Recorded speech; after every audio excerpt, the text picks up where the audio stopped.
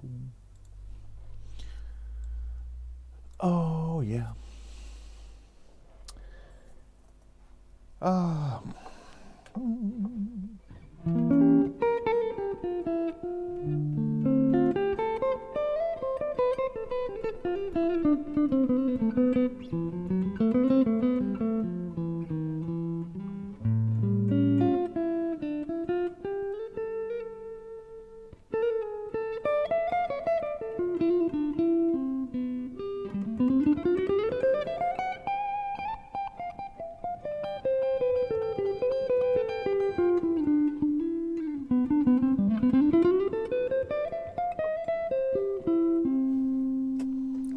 Or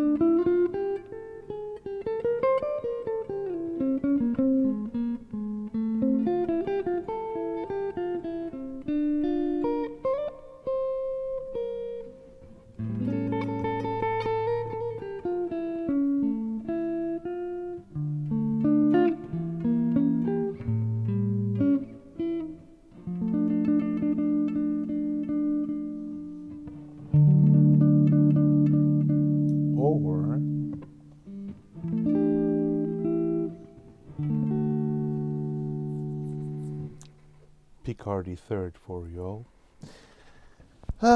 Good evening, everyone. Hope everybody's doing fine.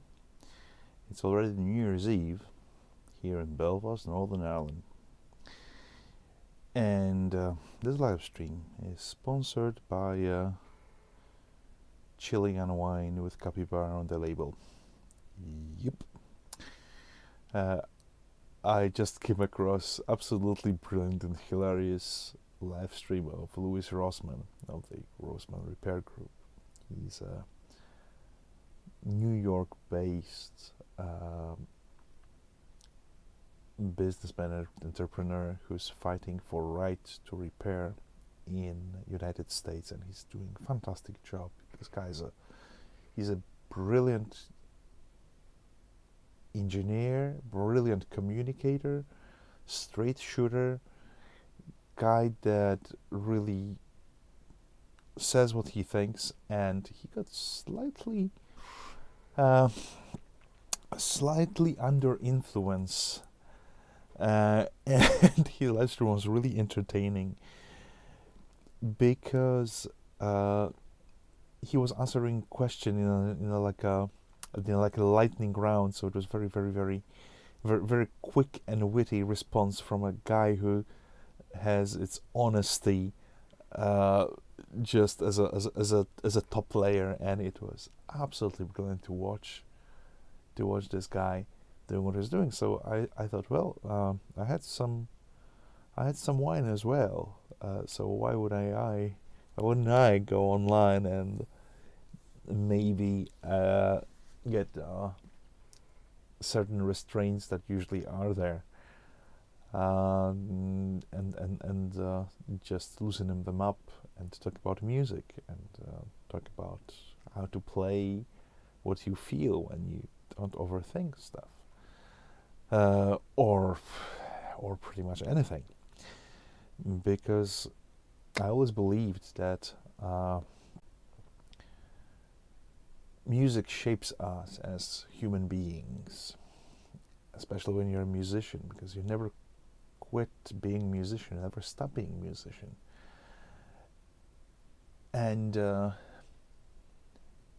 everything that the way you perceive world, things that you reject, things that you get inspired by, shape you as a player and as a human being. It's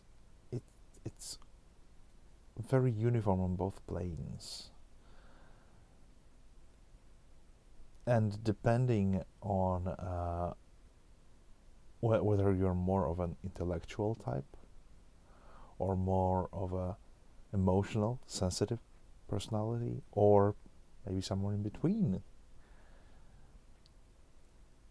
if your playing reflects what you are, it's possibly the closest to the certain ideal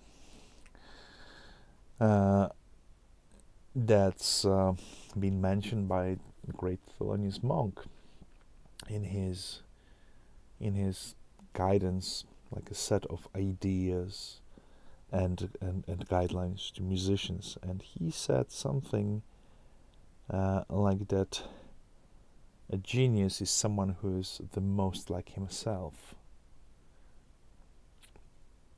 And I believe when it comes from someone like Thelonious Monk, I mean, who was more like himself than this guy? I mean, he took chances. He was brave improviser. He was incredible person. He worked with all the greatest names. He had some absolutely groundbreaking writing that was ahead of his time. To what extent? Well, to this extent that most of the stuff that he wrote was back from mid to late 40s. Most of the compositions that he wrote are before bebop era as such. And when asked why don't you write new stuff, he was like, well, the musicians still don't play the old stuff, right? Why would I write anything new? And that's quite incredible. Anyway, let's play something.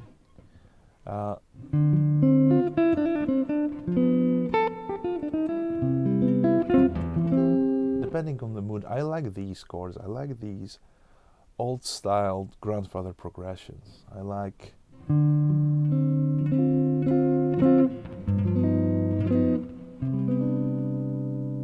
I like 2-5-1s. I like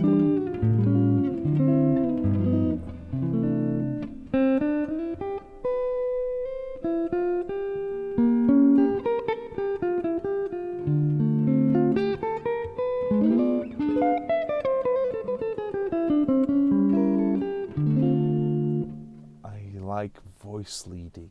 I like diminished chord. When I discovered diminished chord when I was in my teens, and I found that it's like an interdimensional portal, that this thing is like a chordal impersonation of quantum concept of quantum physics, where measurement,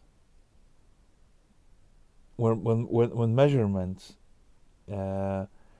affects the state of what it is. And I'm gonna Pat Martino, he based his later career around this idea, but I thought it was bollocks at first, until I started thinking in it this way. This thing is unresolved. As a diminished chord, you cannot really tell what it is until it goes somewhere.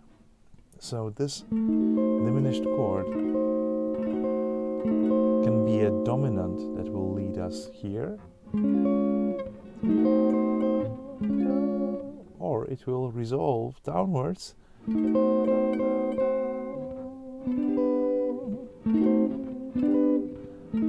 Or maybe it's gonna go here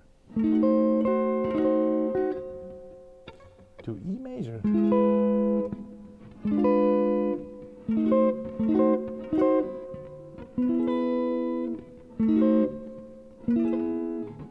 Or maybe here.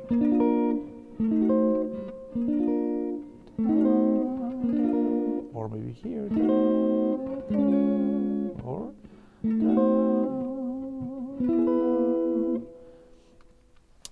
this one single diminished chord can go 4 different ways. It can resolve onto 4 different chords. So yeah, it's like Schrodinger's cat. It's at the same time, it's 4 different dominant chords. But we don't know until it resolves, and that's something very, very, very clever. Now, because it can be 4 different chords, and we have 12 keys. Okay, 4, it's just 4th, so which means that by having 3 diminished chords, we have all the dominants that there are, all the outer dominants, 3 diminished chords, all sorted. I mean, if we're talking about efficiency and shortcuts, I can't really think of anything greater than that. Let's have a look. This here can be my G7. G7 going to C. Why is it G7? It has this tritone in here. It has 5th of G chord. It has flat 9. Okay, flat 9, scary stuff, right? Usually, if you see something very, very odd in a chord, some odd note, something dissonant, flat 13, sharp 9, flat 9, something like that, something very, very unfriendly, sharp 11 and some odd flat 13 or something like that, you can bet your right and left hand that this thing is a dominant chord, because it's tense. It has the tension notes, it has internal dissonances inside, and it wants to resolve. So it's a dominant chord that wants to go somewhere. Okay. This thing, G7,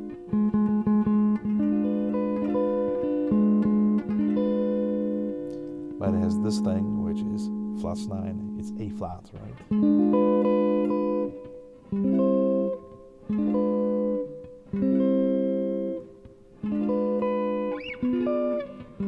Now, because diminished chord is something that is made of minor thirds, it's a series of stacked minor thirds, so it's the same interval.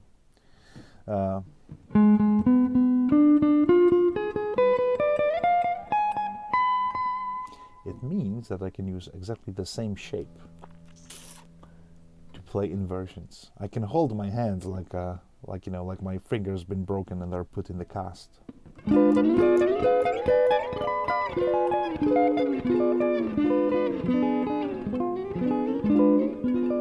And these are all the same diminished chord. Happy New Year, Ed. Oh, Ed, great to hear from you. It's been such a long time. Okay, so this thing, depending on how I look at it, it can be my G7. Okay, play G7. This is my G7. This is my G7. This is my G7.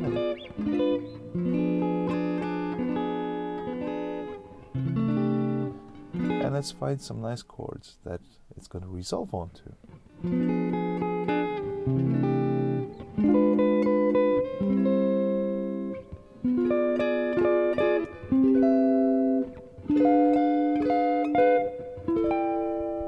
These are really, really nice chords, and they're all live very, very close to these diminished things. There's a little diminished chord. Let's have a look closer at the whole diminished affair. Let's start with the basic building block, which is a tritone, the dissonant interval and the shape looks like this. Oh.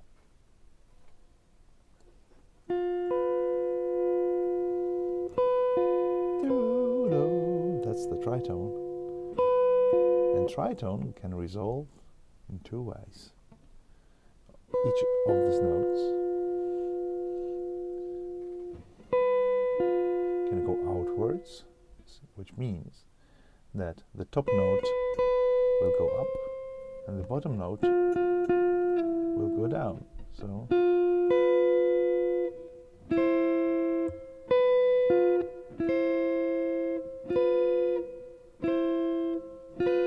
or it can implode to the inside. It's a very different sound and it originates from exactly the same point. But what's going on in here?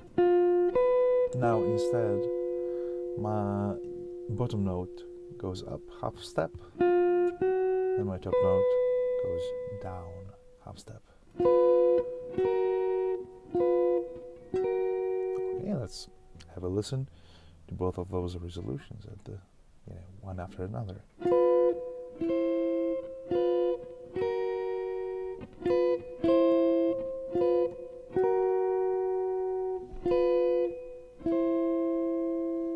So this tritone here, these are notes F and B on first two strings. This thing leads me to C major chord. It's like G7 to C.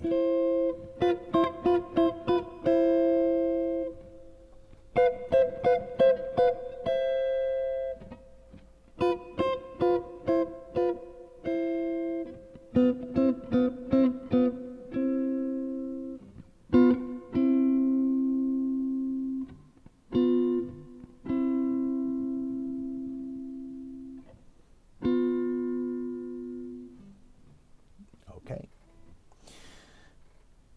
Now, if I stuck two tritones on top of each other, I had this one,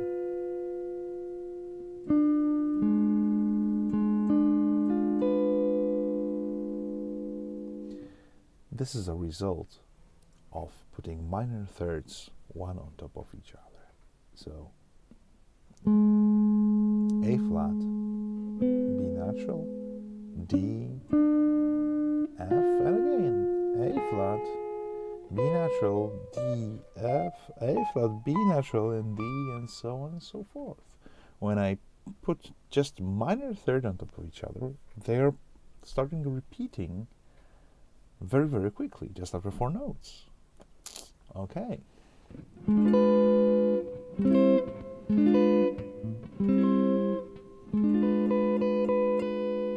Diminished chord, then I can think about it as a G7 going to C, or to F sharp,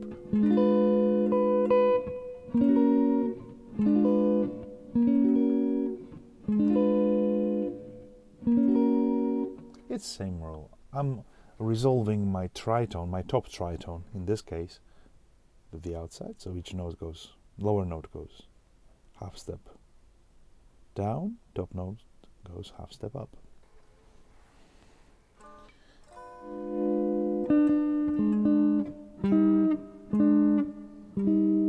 Now, because I have two tritones exactly the same shape here, and this one, now let's have a look at the bottom one, and this one.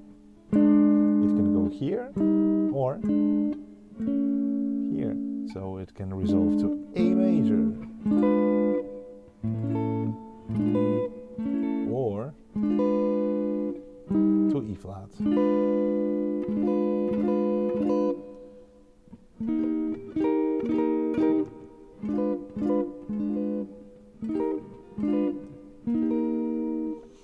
So once we start to look at these dominant chords this way, suddenly we see common points between them, and it turns out that everything is way, way closer than it seemed. that suddenly, when we have something like that, D minor 7,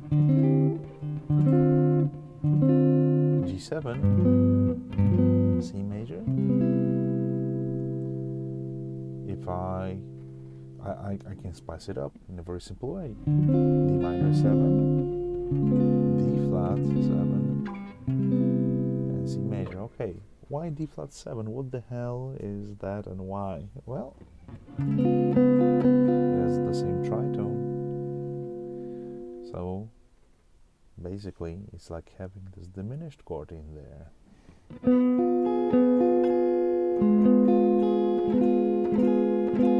It's just different bass note. It can be D flat or it can be G.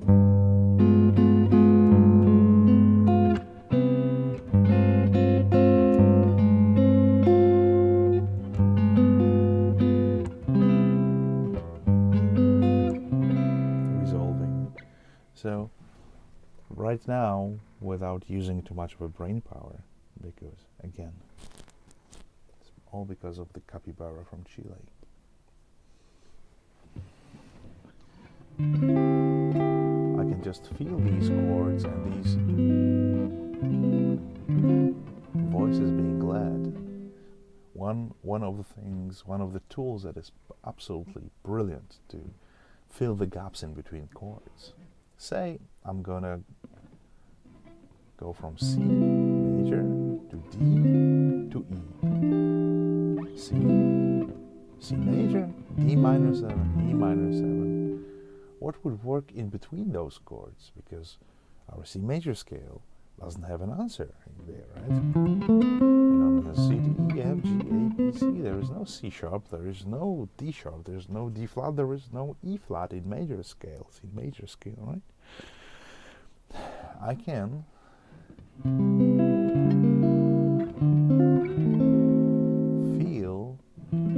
fill these gaps with diminished chords. C sharp diminished, D minor 7, D sharp diminished, E minor 7.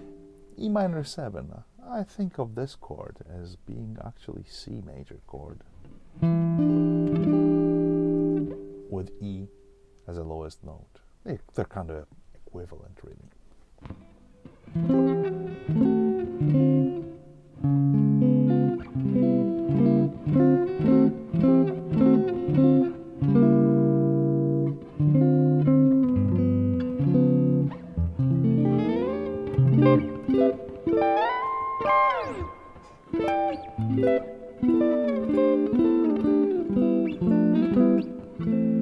One of my favorite tricks with chords that I really like. I like what it is. Let's imagine that we have just two chords: C major, D minor, C major, D minor, C major, D minor, but we want to have an upward movement. C major, D minor, C major, D minor, C major, D minor, C major, D minor. Chord just goes back and forth, C, D, C, D, C, D, but my melody goes up. I do it by using next position that I have, and from here, C major 7, D minor 7, C major triad, D minor triad.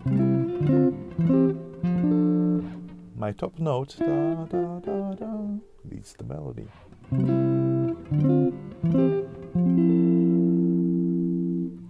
C major 7, D minor 7.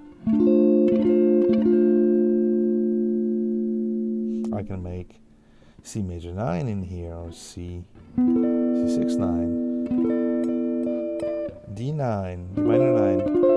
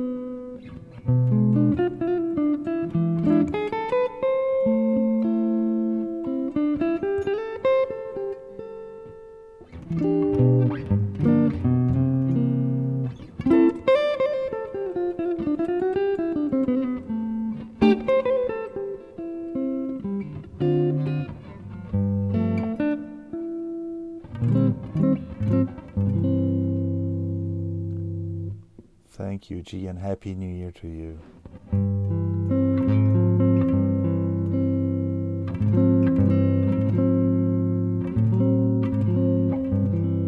That's another thing that I really like. I like certain things that feel right in your hands, and you don't really have to think hard why do they work. Sometimes they work because they just do, and whenever I'm in the live setting, I don't have to think about that. There's no time to think about that. It's not necessary. I can see and explain it later, but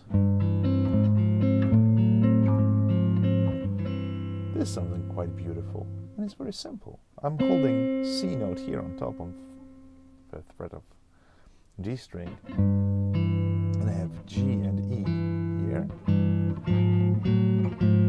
and I just move them up 1 fret and back and forth. I keep my shape exactly the same. So this is C major, G, E, and C.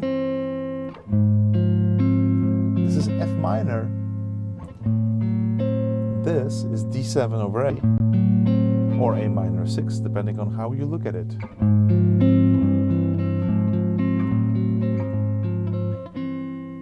Really beautiful chords. Great for ending.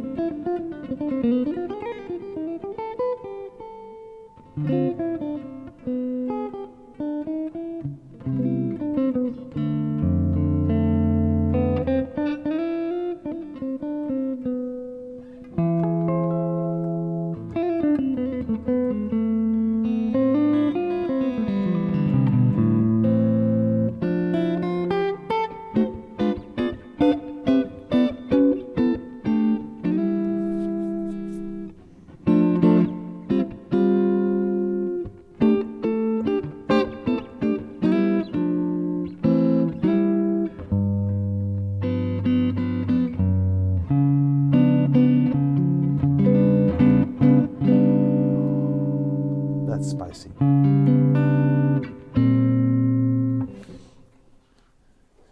David, thank you so much, and Happy New Year to you.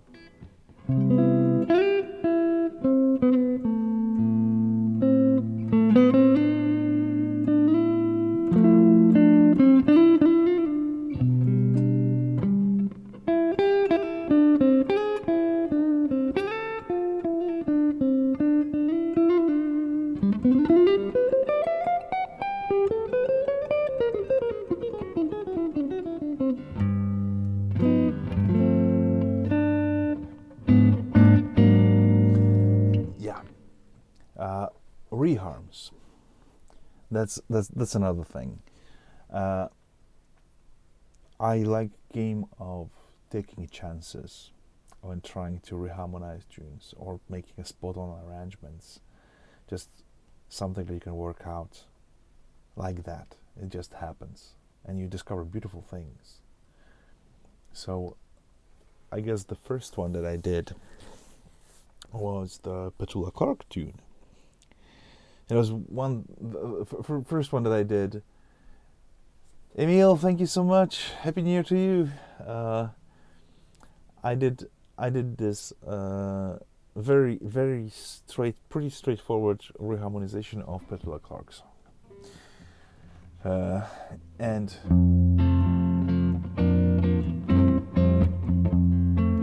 that's how the original version goes. It's 1-4-5 F major, E flat, C.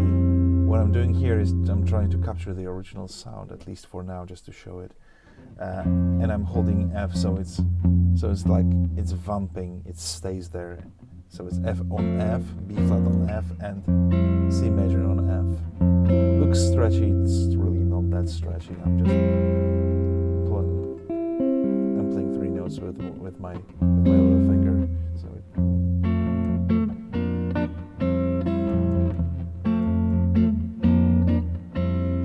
because originally I think I could put a little backing on the looper just to show how roughly the melody works against the chord. So it's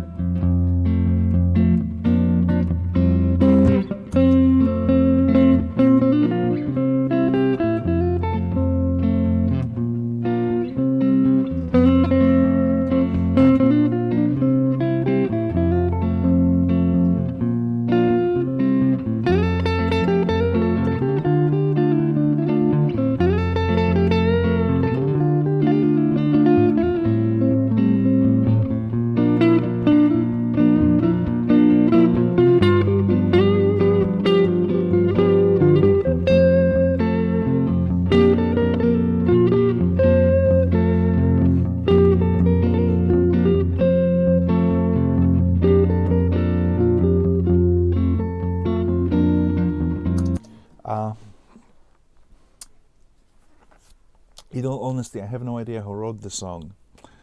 But if I were to write a song like that, I would write one and die, and I'll be fine with my life. This is possibly one of the best, strongest melodies I can think of. I mean, there are a couple of tunes like that I absolutely love for what they are.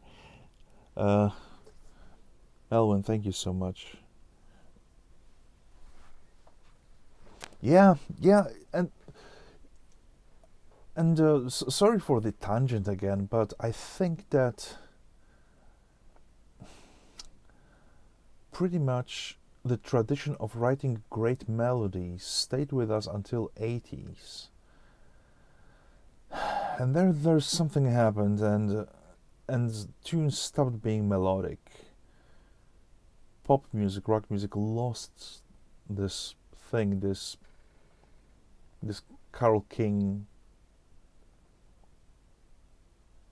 Goffin vibe, this magical thing that kept melodies there, and or maybe it just went out of focus for a while. From the guys that are maybe slightly, out of the mainstream, that still can write brilliant melodies nowadays. One of my favorite guys is Marshall Crenshaw, who I have to credit for the best rock and roll solo ever played. Later on that tonight, possibly, because I got to share that. Marshall Crenshaw played the best guitar solo in the whole history.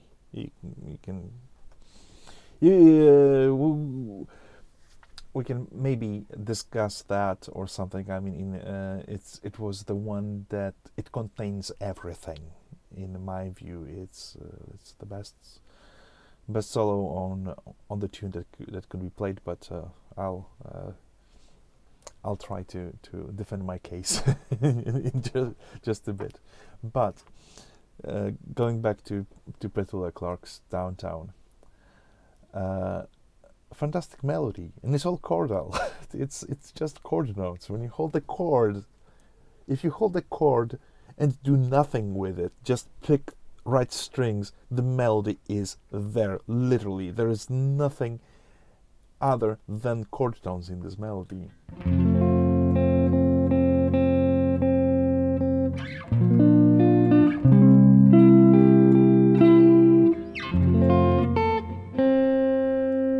Just held F, B flat, and C, and F. I can play this F because there's A in it that in this F is slightly higher. But other than that,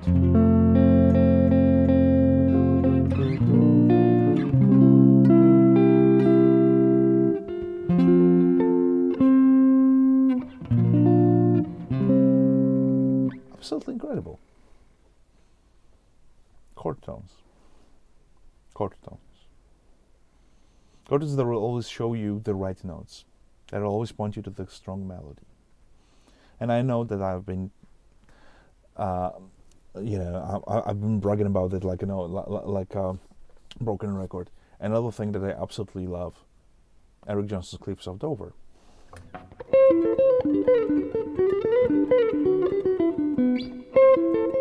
A minor. This is just spelled chord.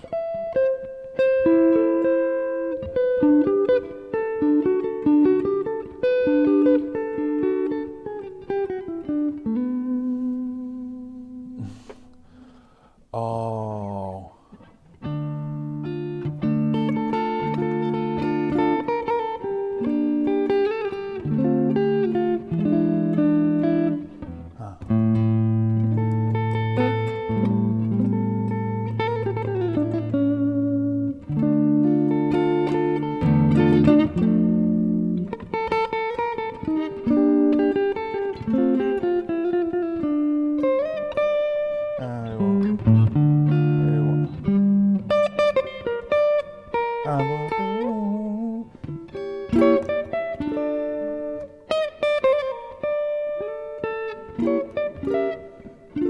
Yeah, I guess that what I would that is what I would do with Chim Chim Cherry.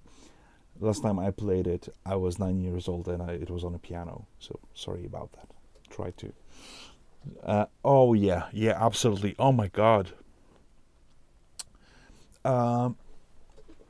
Favorite Disney song? Not what you think, possibly.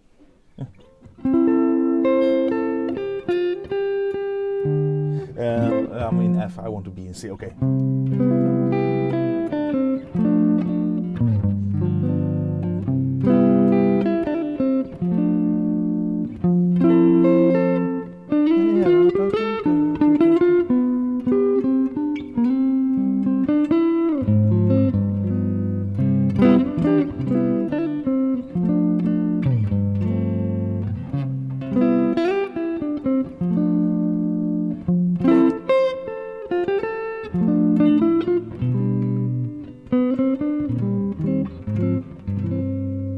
Dumbo.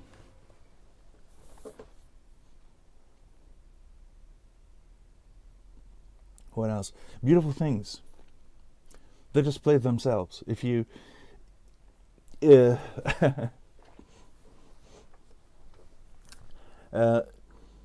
you just get this old style progressions and chord movements, all this music is just there. You don't need to do anything. It just plays itself. It's a beautiful thing.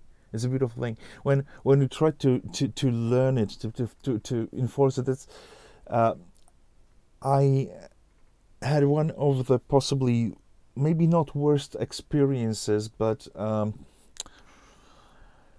for a while, for a very short while, I attended jazz school back in my hometown, back in Poland.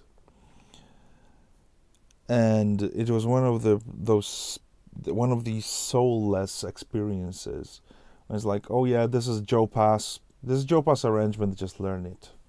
And I've been given a notation, and I didn't even have recording because these were like early 2000s. So it wasn't like you could stream stuff off internet. You could steal stuff off internet, and nobody really had any recordings that I could go and, okay, do you have the recording that I could rip off and learn off recording? No. So all I had was notation, like a proper score, with chord voicings, and chord voicings on a guitar are terrible to read. It's just, I'm not a great reader anyway, never have been. I read well better on the saxophone, because on a saxophone, when you have a C in your notation, it's a C that you play and it's a C, and you blow and you hear C. On a guitar, every note is in 2.6 places on average. Same pitch, C, C, C, C, and C. This C is 4 times on the fretboard, but only in one place on a stuff. So when you have a chord, suddenly you need to compromise and think, okay, if I play this note in here, can I play this note in here, and this note in here, and this note in here? Or do I need to play it in a different position? And then you take notes and put it, okay, maybe it's going to be on this fret, or maybe on this fret. And work work out when you don't understand what is. Oh yeah, exactly. America Online and Alta Vista. I use Alta Vista and Yahoo, and that was all there was. And I had a reel-to-reel, old valve Czechoslovakian reel-to-reel that I could put at the half speed if I had recording. But that wasn't that easy at that point. I remember that I worked out Cliffs of Dover intro by copying CD record onto 1/4-inch reel-to-reel and playing it at a half speed. That was the way. There was the same story with Joe Satriani records that I worked on. All the quick legato runs and sweeping arpeggios and stuff. It was I just didn't have the knowledge or ear to figure it out, and nobody to show me. And I remember that I managed, back in '94, I managed to get one of the German music newspapers, and it had like a Such Boogie transcription. But it was already when I kind of figured it out what was there, so I could just see that. I didn't really know, should I trust what's there, because it was also transcribed by someone else, so it was authorized. So yeah, I mean, it was always a huge confusion. And then then it turns out that over the years, original artists played it differently every single time. So yeah, it was quite ridiculous, but it was a great learning curve. So getting back to this discovery process, because I was handed the ready-made transcription. It's like, okay, learn this. And because I could not tell what these chords were, I couldn't name them, I had no idea what they were, what was the idea behind them, how the voices were led, I gave up. I tried to work. I think I went as far as maybe first 4 bars, but whenever I reached 3rd bar, I already had no idea what was going in the first one. It was that bad. It was that bad in my case, because I didn't understand the movement. What was the original intention? So I kind of tried to bite from the other end, and that's how I wanted to get these little reharmonizations or just little arrangements of the tunes that I was familiar with.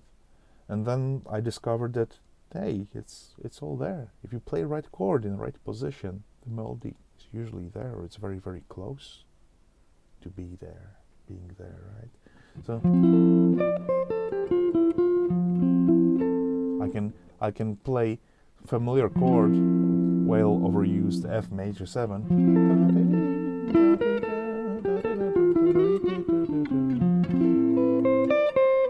sharp 11. Just to give me context, 6, F6.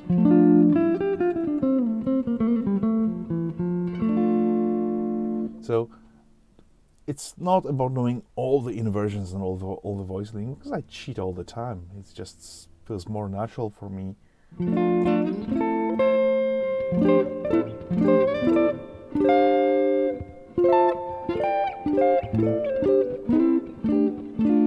This is all F major, right?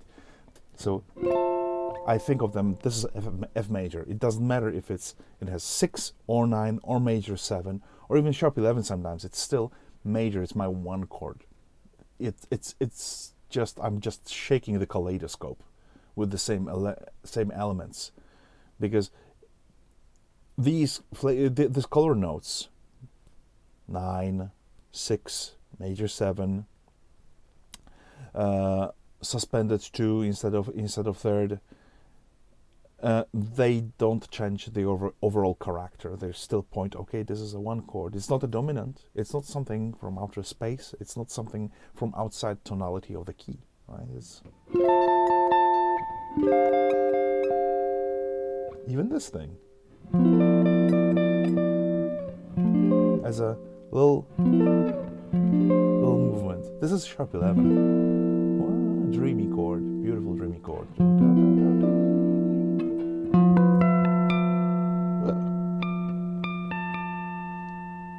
You gotta know where to hold it, know when to fold it.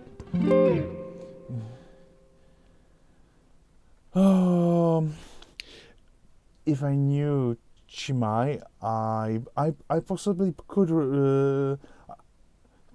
I possibly would take some because I'm a very slow learner. Basically, I'm on the autism spectrum, so I learn things slightly differently. Some things are I'm very slow to learn certain things. If I'm familiar with some melody, I can just pull it off like right away. I just expect it to be there, unless it's something odd or something that has some odd unfamiliar movement. Then maybe it will take an attempt or two to figure out. Sometimes I'm not entirely sure. Was it a 3 chord or a 6 chord? What was the movement there? Or if it's something unusual. But other than that, when I'm familiar with the melody, I like doing my little attempts in this like impromptu thing. It's not something that I would do in front of the audience without at least but I'll keep that in mind because I'm just not familiar with Chimay by Ennio Morricone. I should be, but I'm not. Sorry about that. Okay, it was a very, very long tangent. What I did to Downtown, because I played very simple idea there. Before that, I just played it like Hank Marvin doing the melody, right? I mean, all you need to do is just smile and spectacles.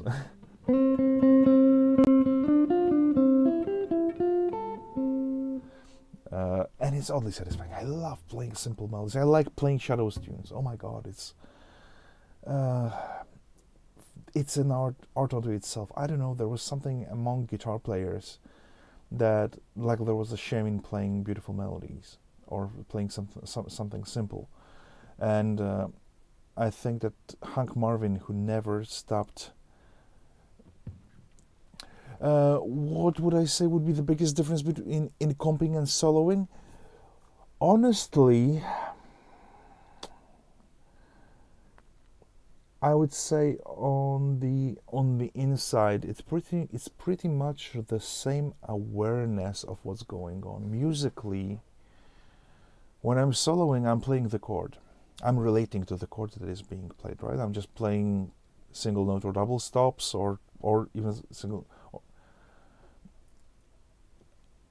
That's so true, Daniel. I mean, absolutely. I think that the Hank was already one of the most sophisticated sounding players of the 50s, and it stayed like that. I mean,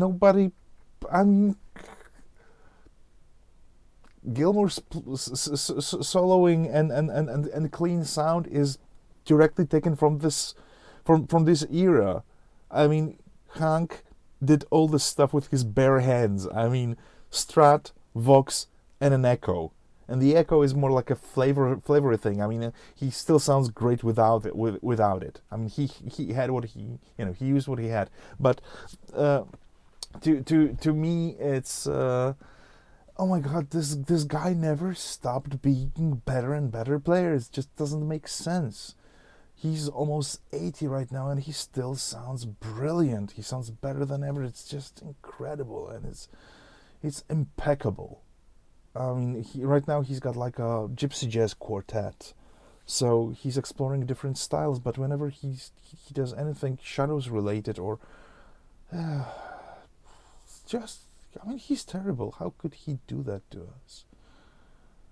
So for me, like, that's the thing. It's an epitome of the best sounding clean player with a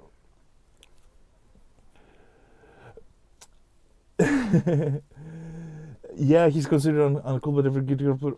Okay, I gotta tell you, Daniel, because I know that I've said it before, but on Thursdays we're doing Gypsy Jazz session in Belfast here, and if I want all the heads to be turned towards the band towards the end of the set, we do Apache, and everyone's there to listen. That's all. That's all I can tell.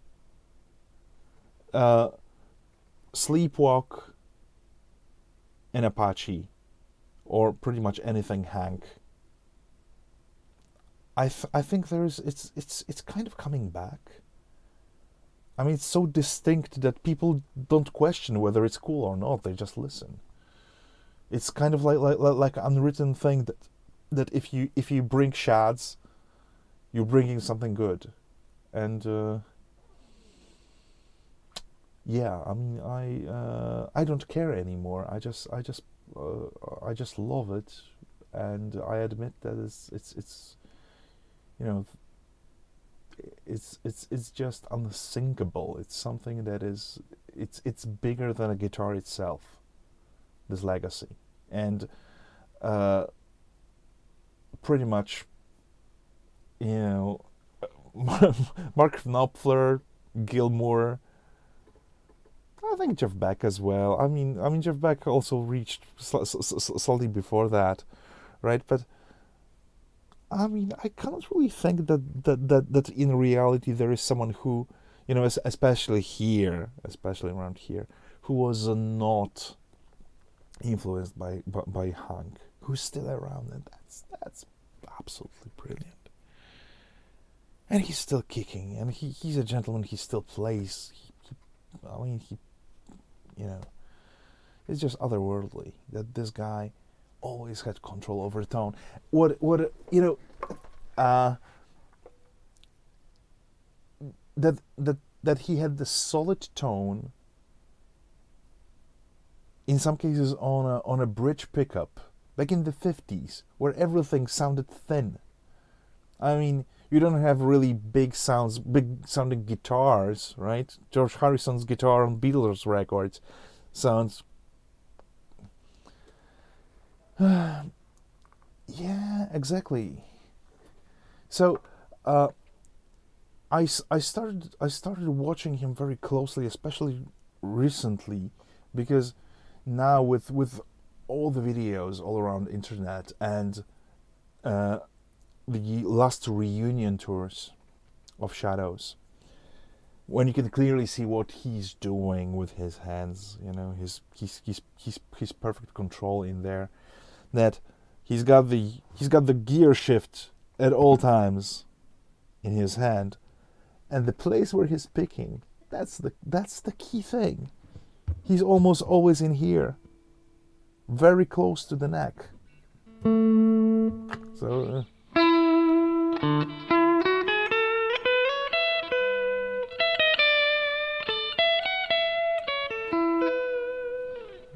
so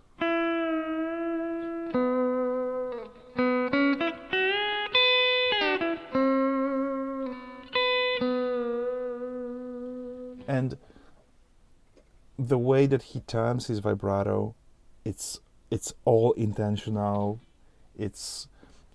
And he's got this consistency, this amazing consistency.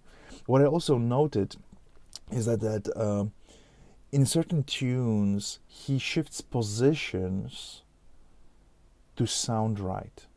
So it's not like it's in the convenient spot, in most convenient spot. It's in the one that works well. And I was really surprised to see that.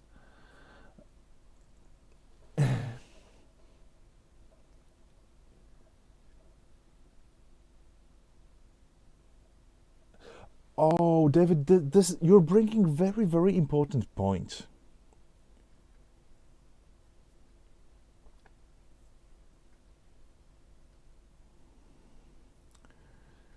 You're bringing very important points that uh, making music. Oh, absolutely, of course, of course.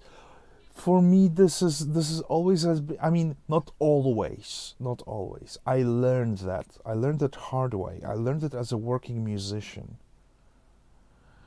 Uh, After being a huge fan of technical players of the 1980s, and in the 90s, it was already uncool. It was uncool to be a fan of Steve Vai or Eric Johnson or Steve Morse. It was a niche stuff right away when I came along. I was late to the party as always with everything.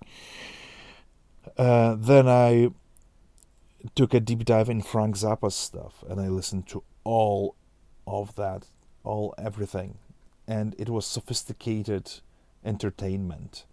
But I was kind of like diving deep down into stuff that was less and less approachable. And then I got hired into a dance band. And I had to rethink and relearn a lot of stuff. Oh my God. And we did everything. Well, we did Blues Brothers tunes. We did ABBA. We did some 80s stuff. There was and we did some show tunes. We did some Satchmo tunes, some swinging tunes, even some French waltzes. Everything. It covered everything for everyone. That was like a corporate gig, and also we were used as a backing band for some namey names, celebrities back in Poland. There's still some stuff on YouTube that I can get a credit for playing with someone who was famous back then. I'm just playing chords behind someone. Anyway, that was possibly the best time for me. I didn't appreciate that when I was there, but that taught me how to connect with the audience, how to play in the way that they would understand, and what to do, because playing is one thing, but selling what you're playing is another thing. It's crucial. You can play if you play the most elaborate things in the world, but you keep your face steady and you don't move, it's like you're not doing it at all. They not only want to hear, they want to see that you're into it, right? And it's same with jazz music. If you're playing it to the inside, nobody enjoys that. Why are you doing that? Are you sending it towards the audience? I mean, if you're up for something, I hope you don't mind juvenile analogy, but if you're going for a rough time, at least bring flowers first. If you bring flowers first, it'll possibly be a gateway to do all the filthy and awful stuff that you're planning to do. And what I mean by that is something that Oscar Peterson was absolute master. Oscar Peterson, one of the greatest bloody names ever. How he started his solos. I mean, you listen to it and he grabs you gently by a hand and he leads you into this absolutely insane world of all the music that ever was and ever will be. And that was incredible. I mean, this guy really knew how to do that. Joe Pass was pretty much the same. I mean, I hate this thing that I mean, when you play for musicians, you want to shine because they tend to hear what you're doing, where you're coming from. will it get you any gigs? Not really. When you're playing for the audience, you want to connect with them, and that's why sometimes.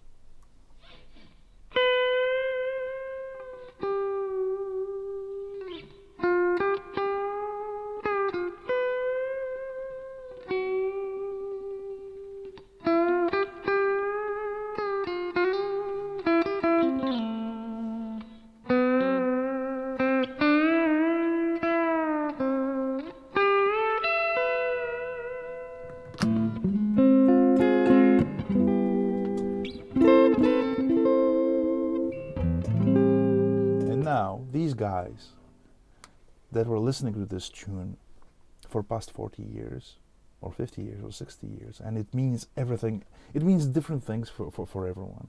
I'm still relating to Sleepwalk because I think this is like a phenomenon.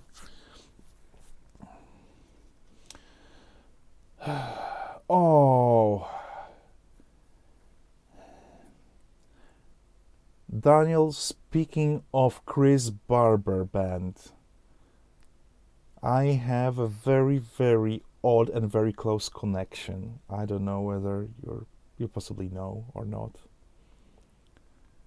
The bass player that I play with on a regular basis, Ben Flavel Cobain, his grandfather played with Chris Barber for many, many, many, many, many, many years. I was also friends with Becky Evans, Chris Barber's band, road manager, tour manager, and yeah, absolutely, yeah, Chris Barber's band. To those uninitiated, most important British band, the biggest thing before the Beatles. And yeah, and Chris Barber's responsibility of bringing up new talents like Lonnie Donegan, who was again. Yeah, it's a funny thing. I actually even owned a double bass because Jackie Flavel passed away, I believe. I think it was 2 or 3 years ago, before pandemic. I had absolute honor to play together a couple of tunes with him, and on some jam sessions, and some also he sat in on a couple of gigs. We even met and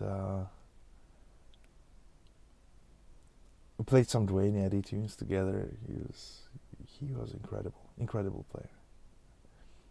And yeah, I mean, there's a whole story. I mean, it's worth googling Jackie Flavel. I mean, he's a legend, true legend.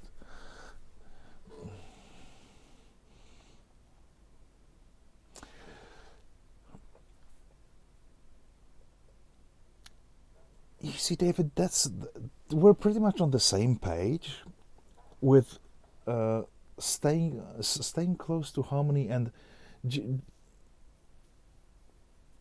Mm-hmm. Exactly. The thing is that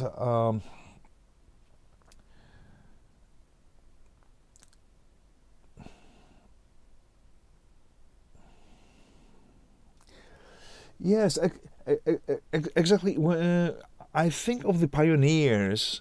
I mean, say my first exposition to free jazz was other Village Vanguard tapes, Coltrane's stuff, and I had no idea what was going on in there. But I didn't really understand in general. I mean, if you played something more conventional, I possibly wouldn't understand either. But the thing was that I learned to appreciate playing with additional elements of music, and one of them could be also entropy. So if we think of building tension and releasing tension, right? So if I want to build tension, I can play faster, I can play louder, I can play higher, okay? All these elements build tension. If I want to release, I do the opposite. I play softer. My melody can point downwards. I can play slower, right? But if we take a like 2 steps back and look from the distance, and if we think about playing with how organized or how dispersed the general perception of music is, it's another thing. Like when if you can play something that is conceptually very clear to the listener, and then it just falls apart in a very controllable way. It's just another element, like playing louder or softer, higher or lower, right? And I think that some of the progressive rock players even applied this idea. My favorite guy, it's Frank Zappa's alumni, Mike Keneally.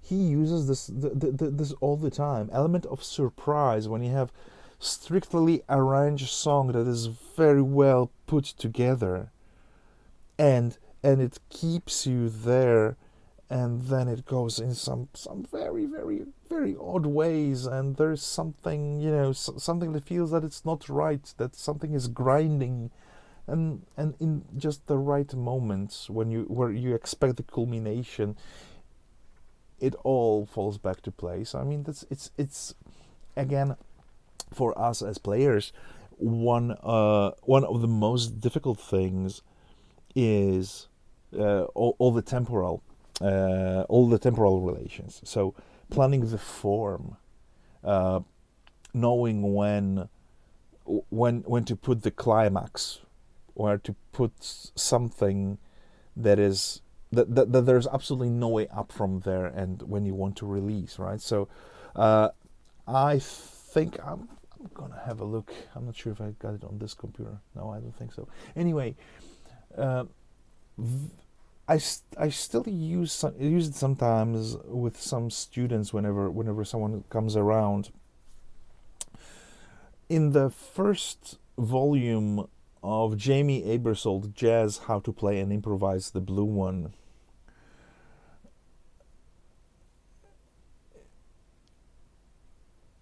there's like a very it starts with a couple of paragraphs of some general knowledge on improvisation, and it's strictly conceptual. So it's about planning tension and release, and how to plan for the time that if the climax is too early, then the release will sound boring, like the idea is underdeveloped. If there is a tension that goes up and up and up and up, but the release is too short, it will also sound out of place, like it's being cut in half. So when it's when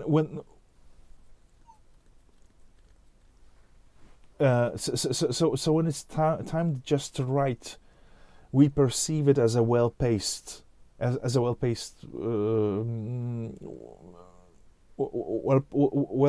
well-paced expression, right?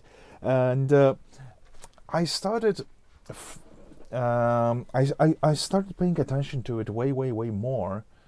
Was it yesterday? Yeah, yesterday. I went to see new Spider-Man movie, and it was brilliant. Why was it brilliant? I'm not a movie type guy. I'm not geekish about Marvel Universe or anything, but I enjoyed this movie a lot. It was a great action movie. Not my thing, but it was great. I would go again. I would go and see it again. Why? Because the pacing was absolutely spot on. The action, the tensions and releases were just like a well-composed song. I didn't have to wait for the action to develop. There was not a moment that I wanted to take my eyes off the screen. I wanted to be attached at all times and watch what's going on. And these are exactly the same elements. It's just composition. That's how we perceive time. We're very flawed in this manner. Symmetry is the worst thing that can happen. Symmetry is absolutely. It's. My father has this saying that it's the aesthetics of idiots, and I think he got it from somewhere. I have no idea where. Anyway, it's being thought that this is like a golden mean, right? So roughly 3/4 of the time. That's where we want to place it. In the macro scale, in the form, it's where the bridge is. In blues, that's where the dominant is. Like, it just happens, right? Of course, if we look for it, we'll find confirmation bias will make us, oh, you see, this is exactly, that's the spot where it should be, and it is there. Woohoo! Right? It absolutely works both ways, but it tends to work just fine naturally, right? But the interesting thing is that if we think about fractal structure, so say I have a blues, I have a 12-bar blues, and I'm playing four forms of 12-bar blues.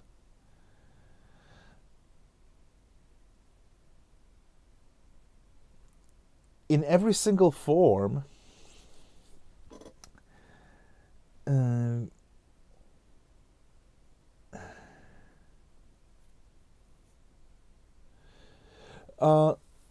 Daniel, I absolutely do. The thing was that for past 2 years, I was going through some very, very rough time in my life, and I could not really hold anything together. If I could gig, I was gigging, and at the same time, I was doing some stuff outside music that kind of didn't really pan out so far. I was doing my additional flying training because I wanted to become to become commercial pilot, but that's kind of on hold under the circumstances. And of course, right now I'm going through some more fun stuff. I'll have to move, and I'm going through divorce because adult stuff. So, it's not the best time for me to plan anything, but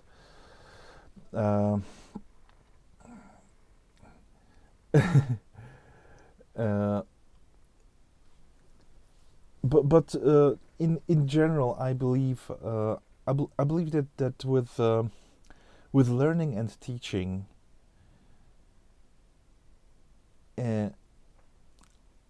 I had certain experiences that did not work for me, and I also seen some great people, some great talented people.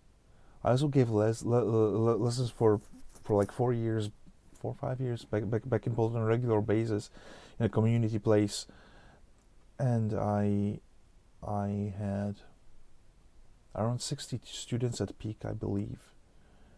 Children, adults, children 10 years and up. And some of these kids were so talented, so quick, and so brilliant, and it was absolute joy to teach them. You could throw the heaviest stuff at them, and they were fascinated, and they were curious, and they had this natural, unspoiled, uncalculated interest in playing music, and it was absolutely brilliant. It was one of the best things in my life that I did, and I've seen them being handed over once I moved here to other guys that were teaching them, and the spark was gone. So I think that's the key thing, because I went to music school for 8 years, to music schools and jazz schools and in total, and some private. Well, I've been learning all the time anyway. But my main thing was ear training and theory. And theory was to just explain what was there, and ear training was crucial to know how to name stuff that I already heard. So I kind of worked both ways. I already played something. I had some general idea about certain things before I went to music school, and it was just to put it in the right mold. But it was classical training. It was it was, I'd say, hardcore, very very demanding in a good way. I mean, I felt like that was my thing. I felt like it was the right thing.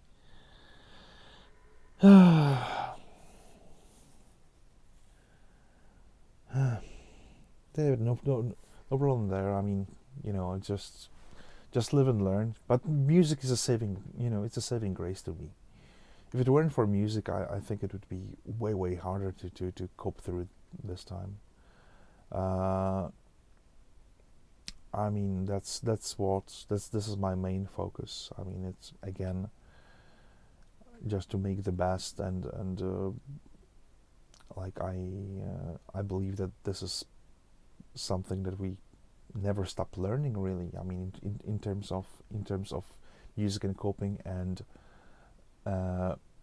reinventing ourselves as musicians, uh, just to find new things, new and fascinating things.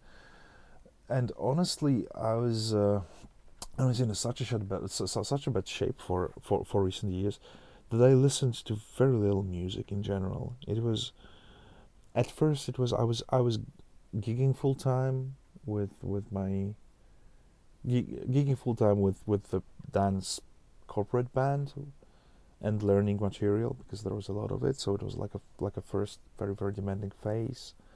Then I was working with my own trio. So again, I was fronting and singing and playing guitar. So it was like a different thing. Really, it was not really evolving around my guitar playing. It was more about focusing on songs and communication between listeners and audience, me, and audience, and trying to make it work this way, and trying to find out why do they enjoy that, because sometimes it was really really hard to nail, like why do they like this specific song for some reason. I mean, I enjoy that, but why do they? So I still don't know. Still don't know. Still asking the same questions years later.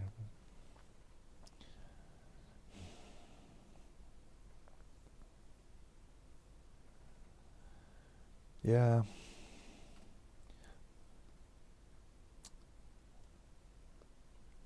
Yes, David. Thanks for sharing. I mean, ah that's some wisdom in there, definitely. I mean,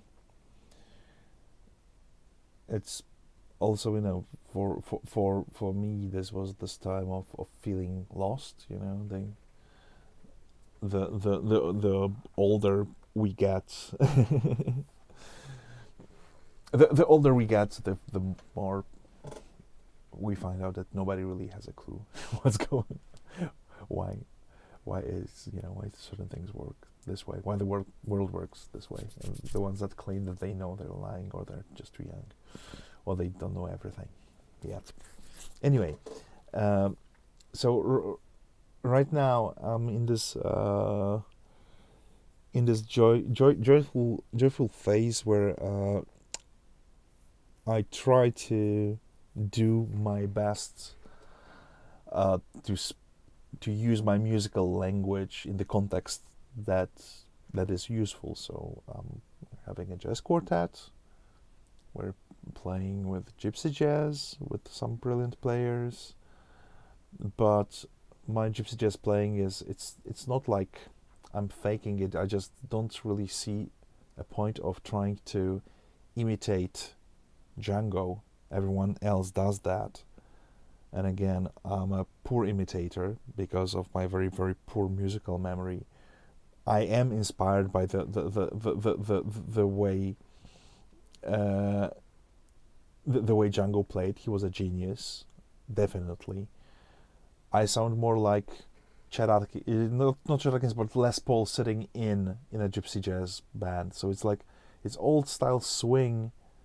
I remember a friend of mine approached me during the break at one of the gigs, and he was like, You guys are all playing jazz, but you definitely play rockabilly music, on top of that. And so it's like, shh, don't tell anyone. I know you know. Not everyone needs to know that I play rockabilly on jazz tunes, which is pretty much, I mean, what's the bloody difference? Same 12 notes, same bop lines.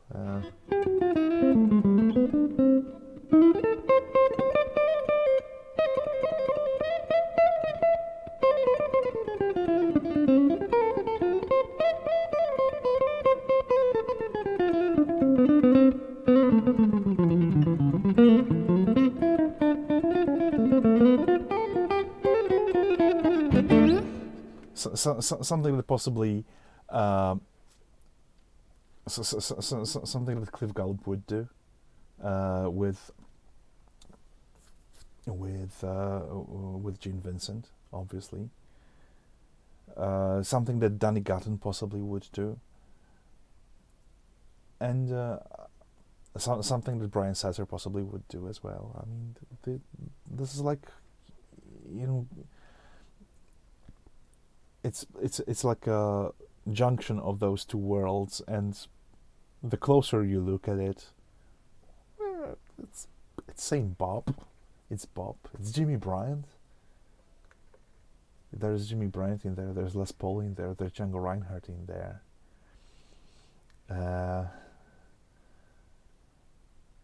There's Chet Atkins. There's Merle Travis. And it's just about finding the voice, really. And speaking of which, oh my God,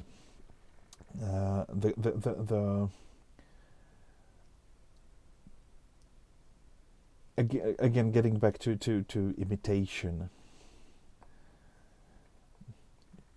Yeah, Daniel, that's exactly how I feel about that. Rockabilly, to me, it's a container.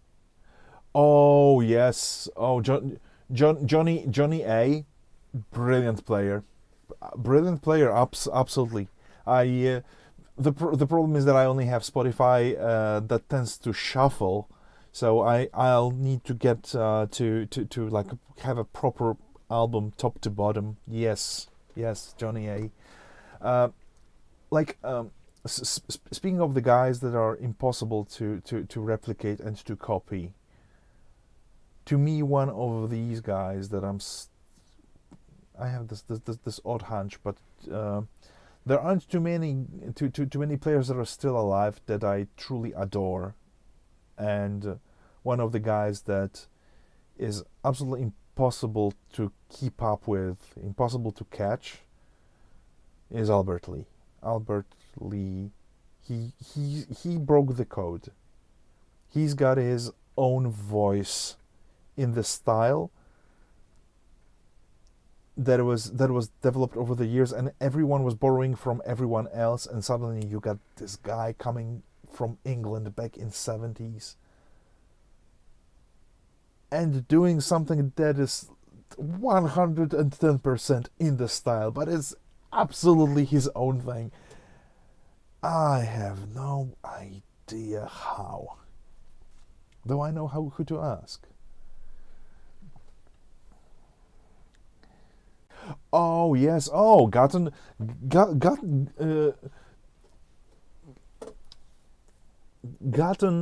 Ted Green, Lenny Bro, kind of same times, guys who had huge hearts and huge heads for the music, and I think they were in the best possible time to absorb it all. I have a picture that I really treasure with, yeah. Oh, absolutely. Hands and feet. I started transcribing Albert's solo from Luxury Liner. I have the notes down. It's there. It's written. I have absolutely no idea where it comes from. I know where Brent Mason comes from. I can explain what Brent Mason does. I can slow it down and I can point, okay, this is Jerry Reed phrase. This is regular. This is chord enclosure. This is very, very obvious where it comes from. Albert Lee, nobody knows. Albert Lee doesn't sound like anyone. And it's just terrifying to think that back in the 70s, he was already perfectly formed as an improvising musician. It's just terrifying how incredible some players are. I know that we are living in overexposed times right now, where we have more access to work in progress, or schmucks like me who are making all the mistakes and I don't care. I just put it out there. I mean that's how it is. And when we were growing up, we only had records that were worked out, that were recorded with high budgets, but in a very short period. So players were prepared. Players were touring like crazy at that point. They were working with everyone and anyone. Great players were in demand. They had to play, because even punching in on an analog tape was, oh, Vince Gill, oh, yes, absolutely. Brent Mason. Brent Mason to me has this amazing quality that what he plays. I love his singing voice. Yes. Oh, his version of, I actually went to see him live. Was it 2 or 3 years ago? And it was chilling. It was just something absolutely incredible. I was like 10 years old again. It was just amazing. And he pulls he what did he do? He did Buddy Holly songs. Which one did he do? I don't remember now. I don't think it matters. But yeah, his singing voice and his version of Highwayman was absolutely beautiful. He did it on piano. Yeah. Like he just knows how to own the song. That's yeah. Although was it he was touring with Peter Usher, I believe, fairly recently, which is like last 7 years or something, as a duo, and they did songs together as well. So he was more of a singer because he was just doing rhythm guitar with him mostly, right? So yeah, absolutely. He also sang with he also sang with Phil Everly, obviously, as an Everly Phil Everly. I mean, it's just embarrassing that I don't know. He was Everly brother, and he was a cricket at some point.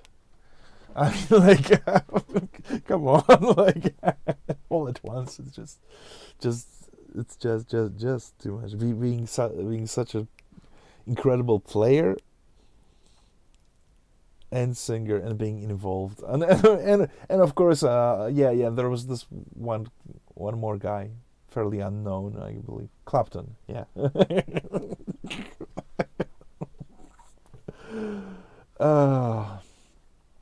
Oh yeah, Robin Ford.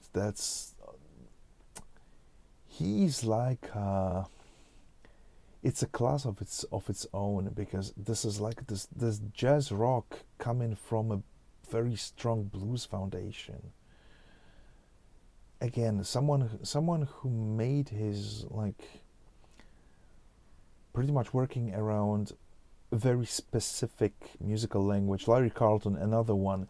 I think that's these guys are like maybe not last generation or last wave, but these were distinct players. Because Robin Ford, Larry Carlton, Mike Stern, these guys, they you could tell them from miles and miles away. Speaking of miles, Stern and Robin Ford, of course, played with Miles Davis, right? So, some incredible guys. Maybe I was slightly too late to the party to appreciate like once they were at the first time around. Right now, listening to some Steely Dan stuff and realizing how complicated it is to play, and it's just like getting again into yeah. Sorry, it was absolutely unintentional. But yeah, I'm just wondering.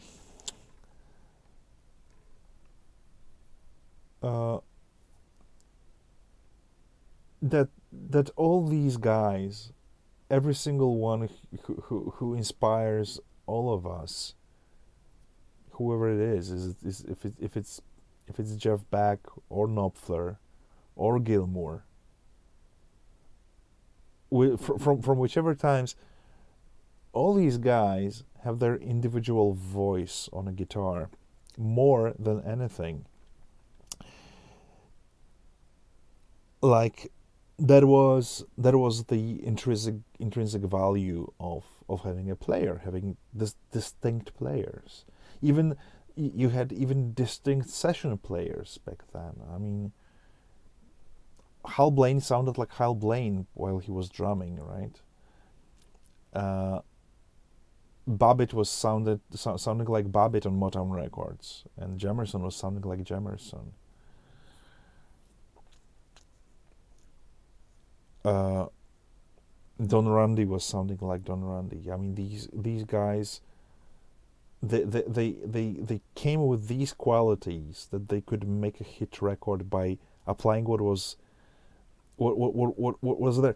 And I have this thing. I mean, I don't want to sound disrespectful, but if I can think of the most generic player who get all the work and all the praise, and again, respect, absolutely, but someone who's sounds so the most vanilla player out there, and I might get stuff thrown at me if I say that, but unfortunately that's how I feel. And I know that he played on some awesome stuff over the years, but he's like he's playing the part.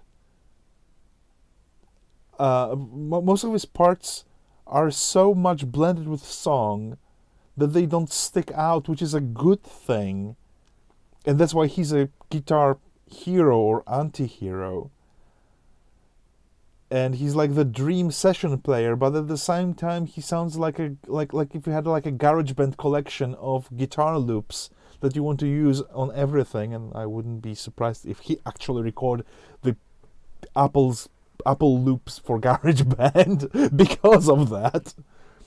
Is obviously Tim Pierce. I love this guy. I mean, he's quite incredible.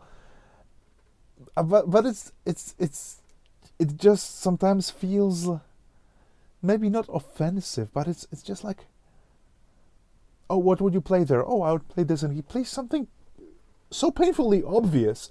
But the second thought is like, yeah, obviously, like there should be anything else in there, and yeah, I mean, or maybe I think of these parts that they're generic because he actually played them everywhere, and we were just exposed to this kind of this kind of parts everywhere, and I had no idea that he played some of the parts that were there, like I think he played on Michael Jackson's Black or White and everything else pretty much over the years, but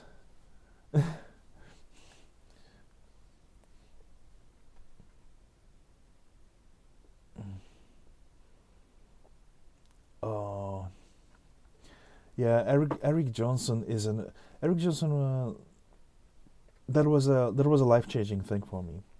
I worked at a music store, and I remember that one of the guys that owned the store played a record, and there was no turning back from this point, really. First of all, the tone and a completely different melodic approach. That was melodic at first. When I heard Eric Johnson, I felt like I was betraying my heroes. It's like, sorry, I guys, I don't love you that much anymore. Now this is the new guy, right now. Because he struck this thing, that melodic bone, in my body, that was like, I just wanted to sell my soul to the devil and know where it comes from, how and where, because it was unlike anything else. A lot of guys now use the same ideas, so it's but I think it was like 94, 93. It was Avia Musicum. And I just remember this whole variety and beautiful harmonies, beautiful chords, and his lead tone that I was chasing for years and years. I tried to fake it. I mean, there's just, yep, yeah. You see, that's the thing, that it had more charm, because back then nobody knew even how to try to catch this thing, because it was flashy. And I remember that actually I borrowed this record on the CD, and the first thing that I did, obviously, after listening to it like over and over and over and over and over, I copied some of it, not even the whole tunes, just certain things that I wanted to figure out, because I had no idea what I could, what where even to start. Because it was all too fast. I couldn't hear. I knew intervals because I was at music school, but it was just too fast all at once. It was like, it was drinking from a garden hose. So I managed to put it on a reel-to-reel and play it at half speed. And like the first thing to me, because I actually have a Rick Johnson Strat here on the wall, but I'd have to jump over the bed to pick it up, so I'll just use this poor puppy. It's my eBay score that I really like. I tend to just stick to a guitar for a week. I mean, and then I tend to play the other one. But this one was like an eBay score that I got, and it was in quite a poor shape because someone kept it near the radiator or a furnace or something. So it has yellowing on the edges, and the pickguard is slightly warped. Luckily, neck was straight. I managed to to level the frets, so it plays fine. But it has certain marks that shows that it's been kept too close to the heat source. Anyway, Eric Johnson.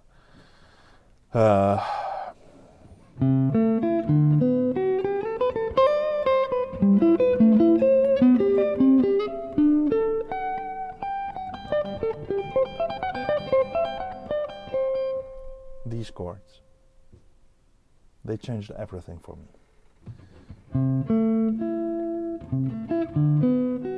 idea of interval of tenth, so just third displaced third shifted up an octave. To me, it became a framework to build chords. I mean, okay, this is my root, this is my third, and I was surprised because coming from like a world of shapes, okay, this is like one or the other. Suddenly, something so bare bones with plenty of space is like, okay, this contains all the information I need. It's got the root, it's got the context, and got the quality. It's major.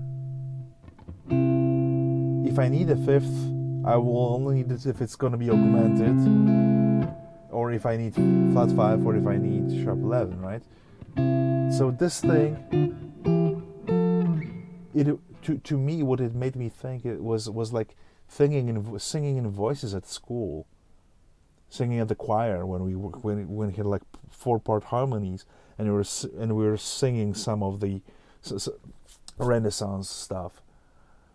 And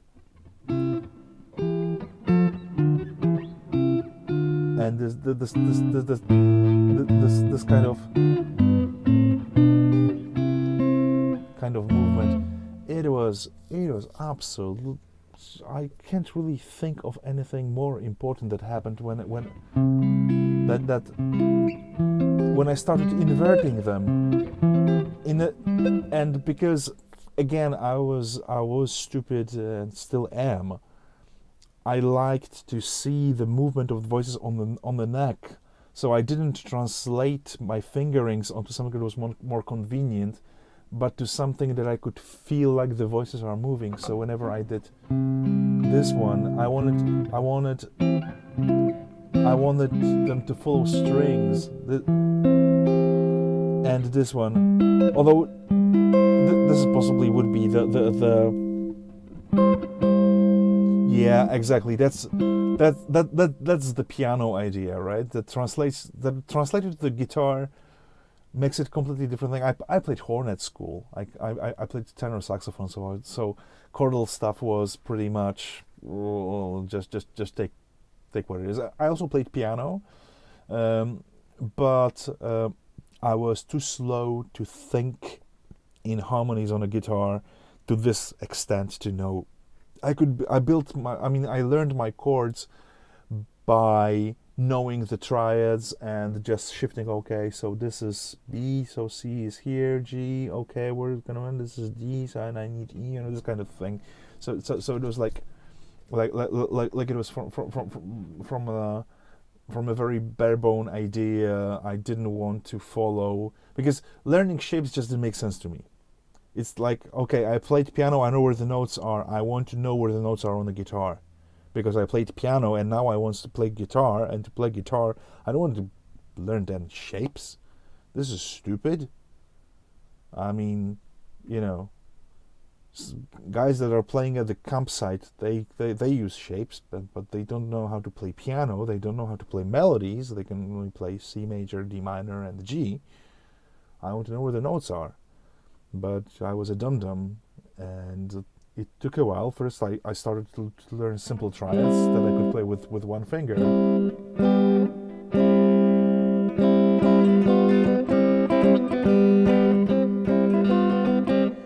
And then I discovered that there's a major triad in here, and I could play La Bamba with one finger.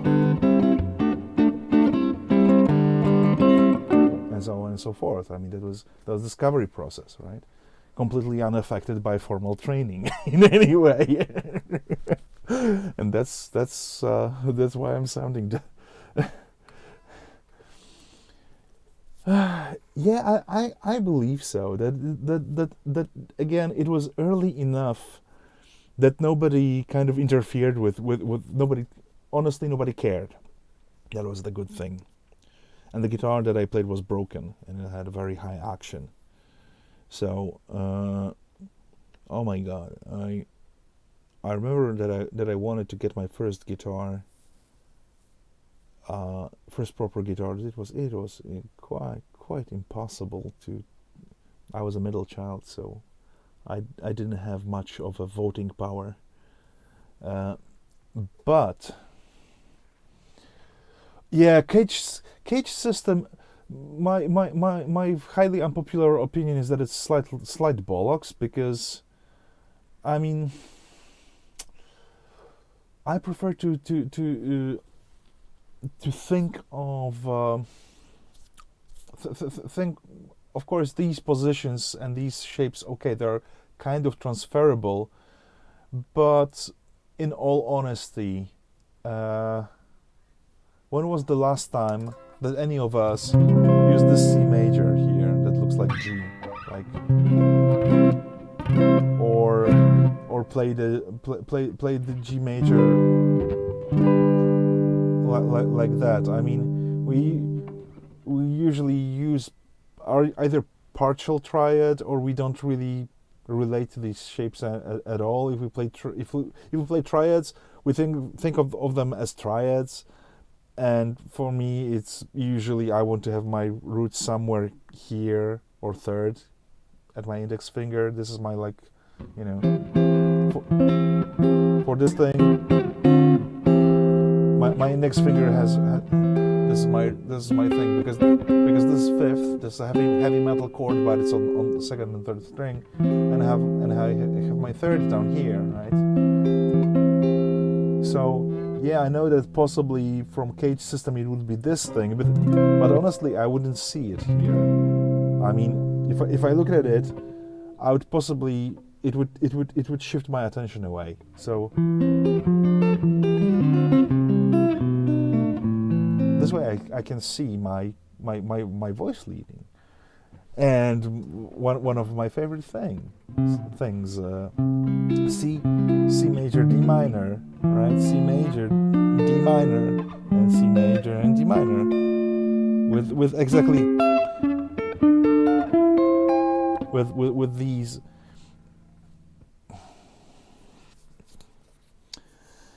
Yeah, maybe. I kind of understand why most of the players look in forms and shapes. Because honestly, the way that to look at musically on a guitar, it's hard. It takes way longer to learn, because you need to master fretboard first, or at least some comfy spots, or at least major scale, C major scale everywhere, to know where everything else is. Then trying to understand intervals, which is actually a good thing because they have roughly the same shapes, right? But because of that, this is not sexy. It's very hard to sell. I mean, I started a series that nobody watches. Learn the fretboard hard way. Nobody gives a crap. Nobody watches that. Nobody wants to learn this way. So we need to have a system. 5 superpositions, caged, bouncing balls, I don't know, LEDs in the fretboard. Everything has been tried already. Guitar Hero, I don't know, Minecraft. Guitar is hard. Guitar is hard to learn because of that. So, but it's not impossible. And I think that skipping certain things, because learning musical ways, and another thing that makes everyone run away, music theory, like, and I just love, oh, this is my music theory, this is my music theory notebook for guitar, and what's inside? Chord diagrams. It's like, it's not theory, it's applied. This is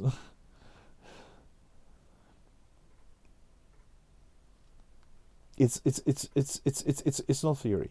Theory is when we get these very basic ideas. Okay, we have a triad, major third, minor third, fifth. But the thing is that on a piano it's very simple to show. On a guitar,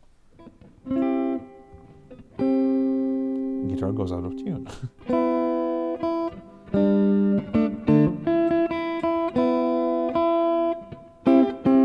Right, so seeing that suddenly this is major third here and minor third here, right? It's not that obvious when you have applied fingering that there's a third that is moving, because we don't see the size of those intervals in between.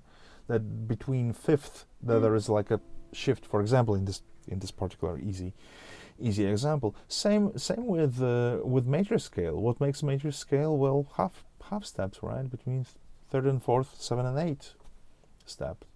But on a piano it's obvious, because we see, oh, there is a gap. There is a, in C major there is already a half step. So if we want to make it G major, we'll have to make this half step happen somehow between the last and the second to last note, right? On a guitar, we have a spread of 3 notes per string. Okay, 1, 2, 3. Where's my half step? Here. Okay, this thing. Oh, but and suddenly it goes back to shapes. So yes, guitar is hard. It's hard to sell this method. Yeah, drop 2 to drop 3 inversions. I also like them. I don't know what they are in this particular naming convention, but I know that I use them and I play them. I mean, when I learned, I think I learned from jazz players, but we rarely use this terminology. But I know that it's been around. We just didn't really sweat about that too much. I know that it was leaving something out and inverting. Well, I need to check why they're called drop 2 and drop 3 voicings. I used to remember, but I...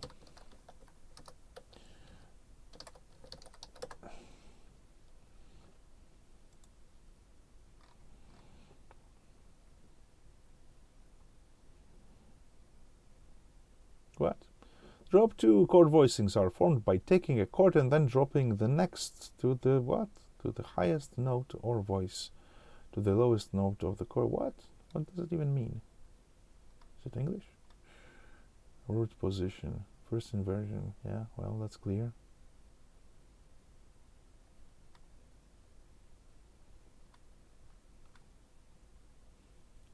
Five 137. Okay, drop 2. Not really. Okay. Yeah, just checked. I mean, this is not how I perceive chords at all. I mean,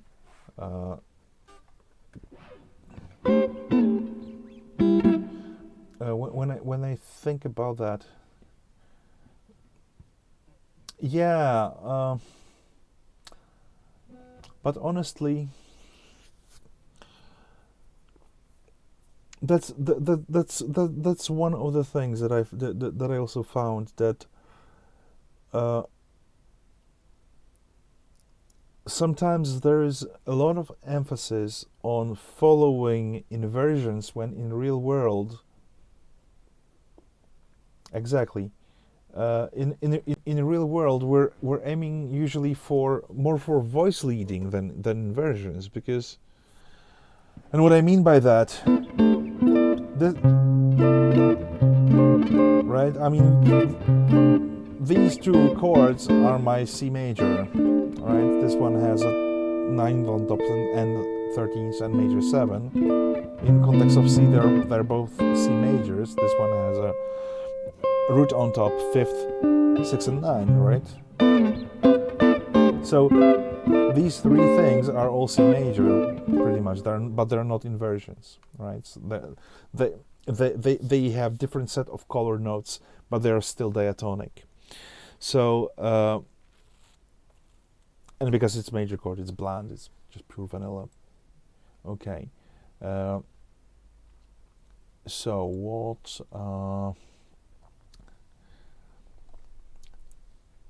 Yeah. Drop 2. 5 1 3 7. Okay. Okay. Now, first inversion. I mean, I honestly.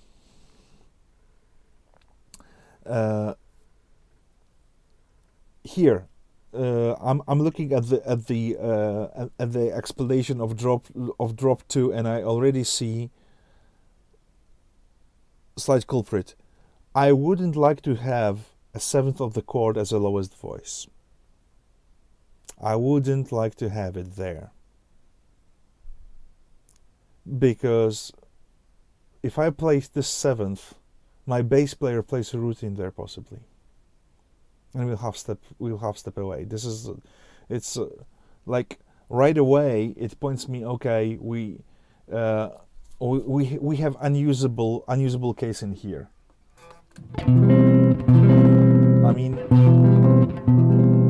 this thing is not a good major 7 chord. I know it's proper because it's an inversion, but I wouldn't play it on Girl from Ipanema, from Balimina, right?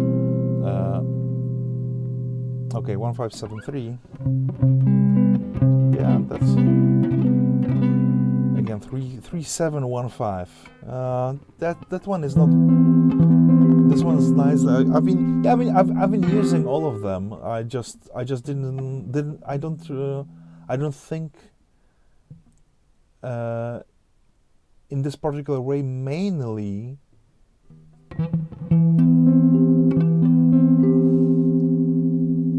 Yeah, this one's nice and absolutely. But I kind of in this particular case, like third inversion where the guide tones are at the bottom and the root and fifth are on top.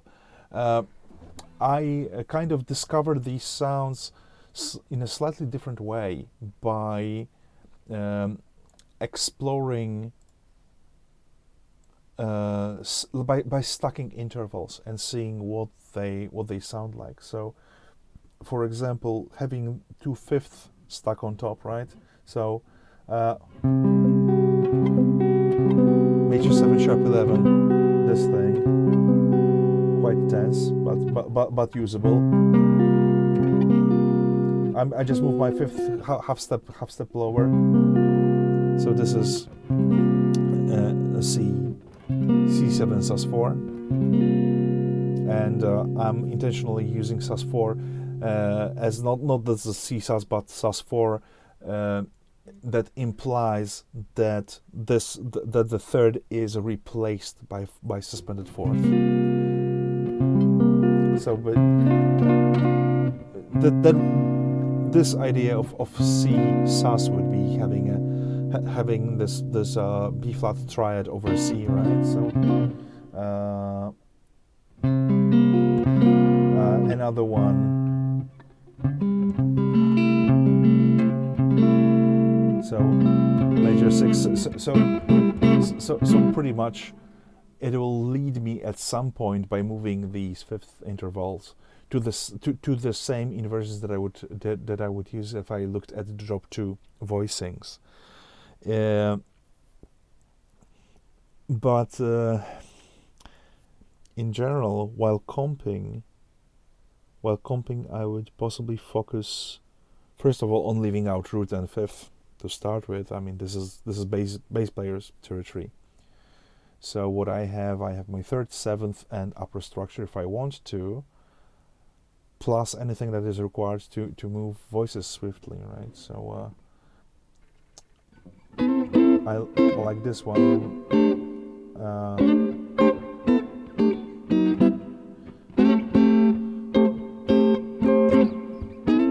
I like 6, not necessarily with voice leading, but the ones that just make sense in the context, right? So sometimes it's just about leading the melody on top, and then they're not necessarily strict inversions, right? And they have everything else in them if I want it to be there, but it's just serving the melody that's on top of them.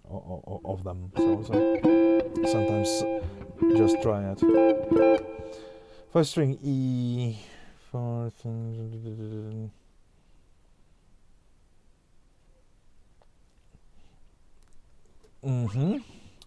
Okay. Fifth string E. Fourth string B. Yep. C on top and fifth. Yep.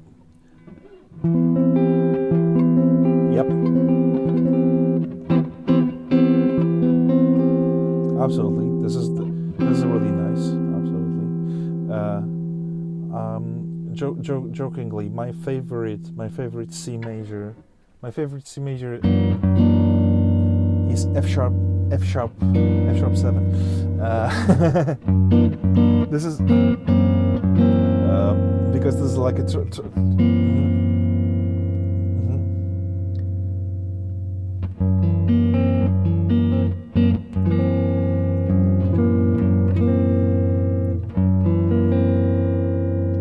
So this is pretty much C7, but it works as an ending chord that is pretty tense, because it also works as a sharp 11 chord, right? But this time it has the sharp 11.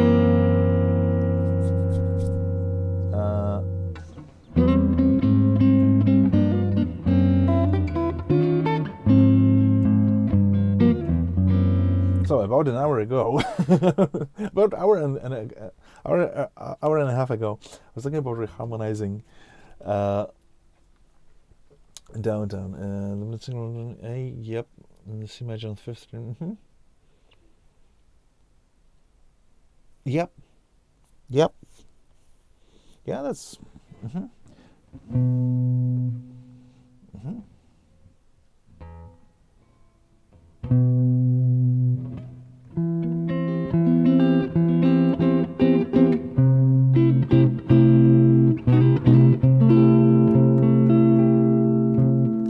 Yeah.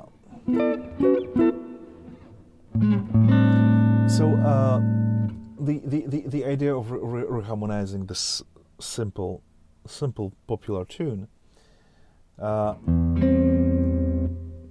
is like throwing everything out the window and not really thinking about, is that a substitution to anything, or does it just sounds in a logical manner? It doesn't go anywhere anywhere from familiar regions of harmony. So I had like couple of ideas to launch it off with melody being on top, obviously. So the first version was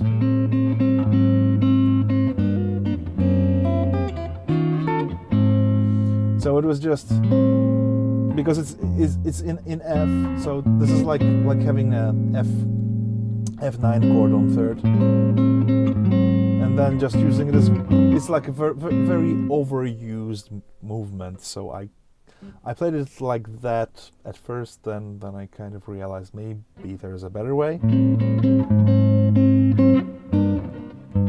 This is gonna be like a 2-5-1 with this thing. I love this bad boy. It's G flat sharp 11 with C major triad and melody. Then this is E flat 7 sharp 11, but with augmented triad on top, and to F minor 2-5 again with Triton substitution sharp 11. But what I found that instead of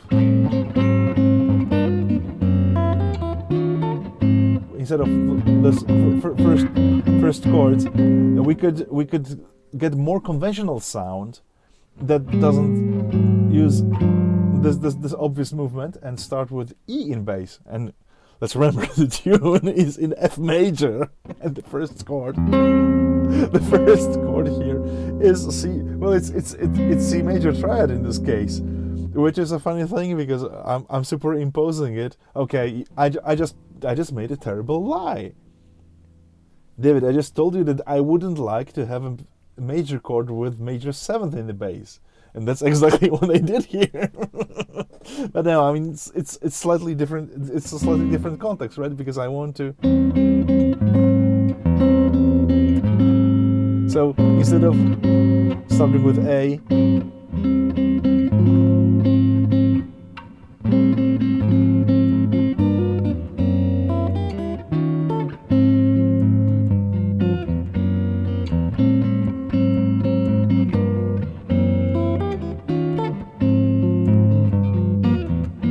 here it goes just to normal. Because again, when I played it for some random folk at the jazz gig,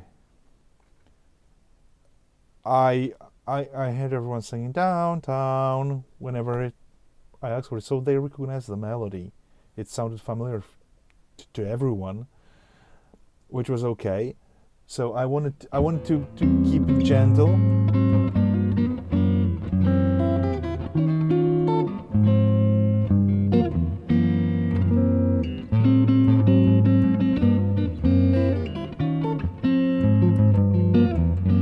And then it opens up to the B section, which is very conventional. So F major. And the trick is that if I'm missing a chord, I'll play diminished. If I don't know what to play for the melody, I'll play diminished.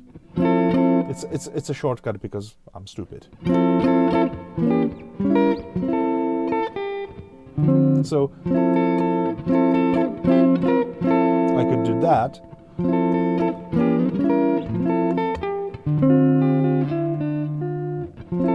Or 6.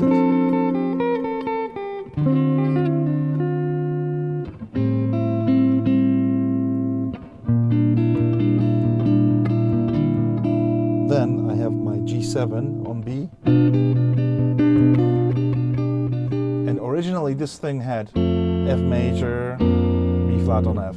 But I'm gonna do a little 1-6-2-5, but with substitution. So again, I don't know what to play, diminished.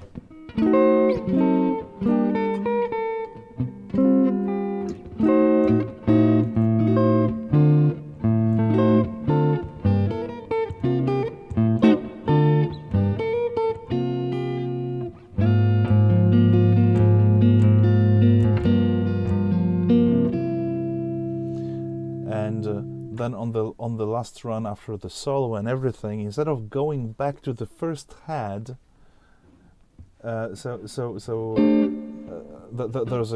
chorus.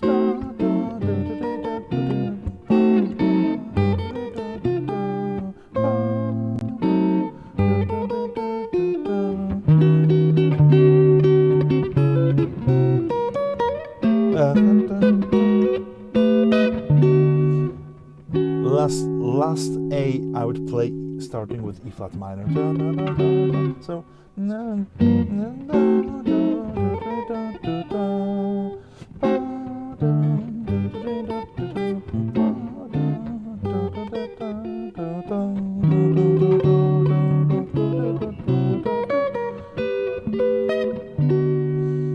ending on D6.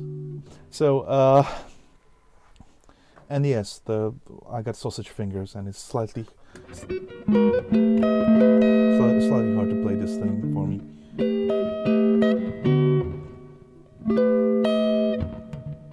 So again, not much thinking involved in there. I mean, it just happens. I can explain after it happened why it works, what these things are, and why they have the quality that they have. But it was the process of exploration more.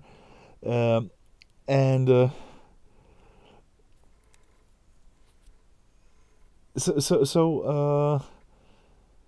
it was like that. It was just like breaking certain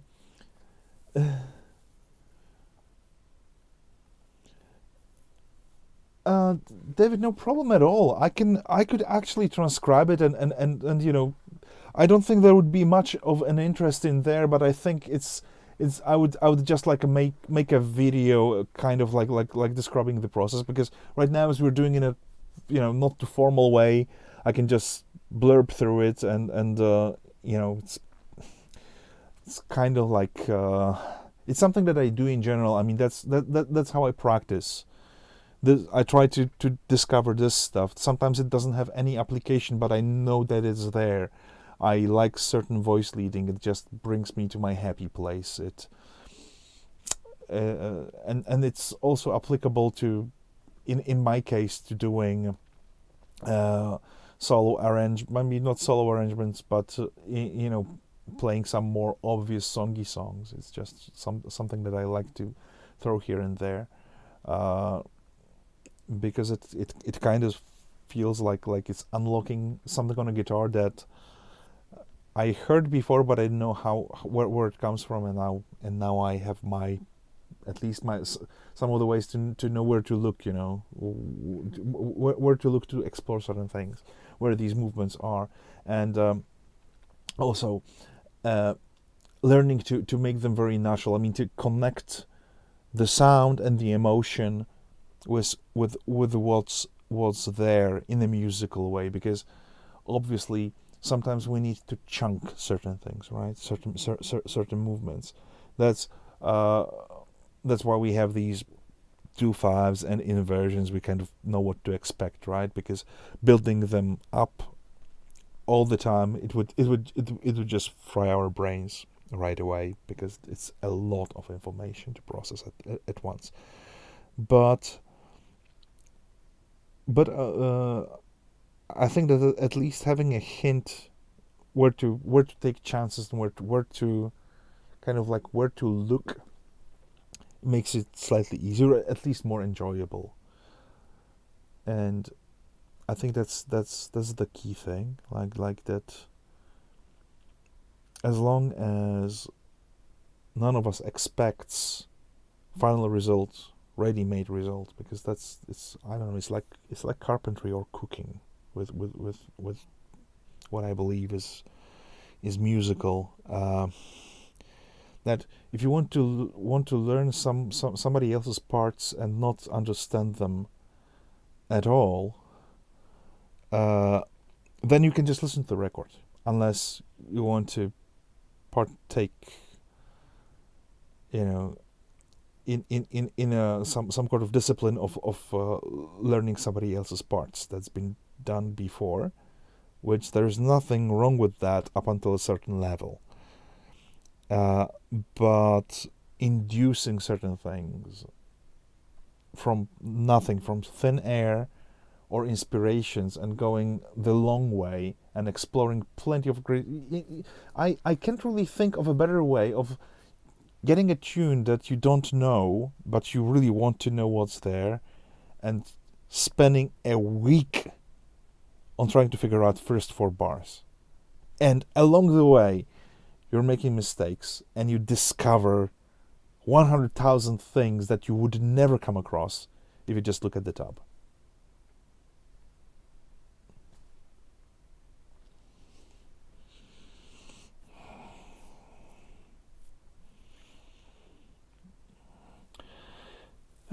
David, thanks so much. But you see, I just have a very realistic approach. It would be very, very hard to sell it as something that is appealing to a larger audience.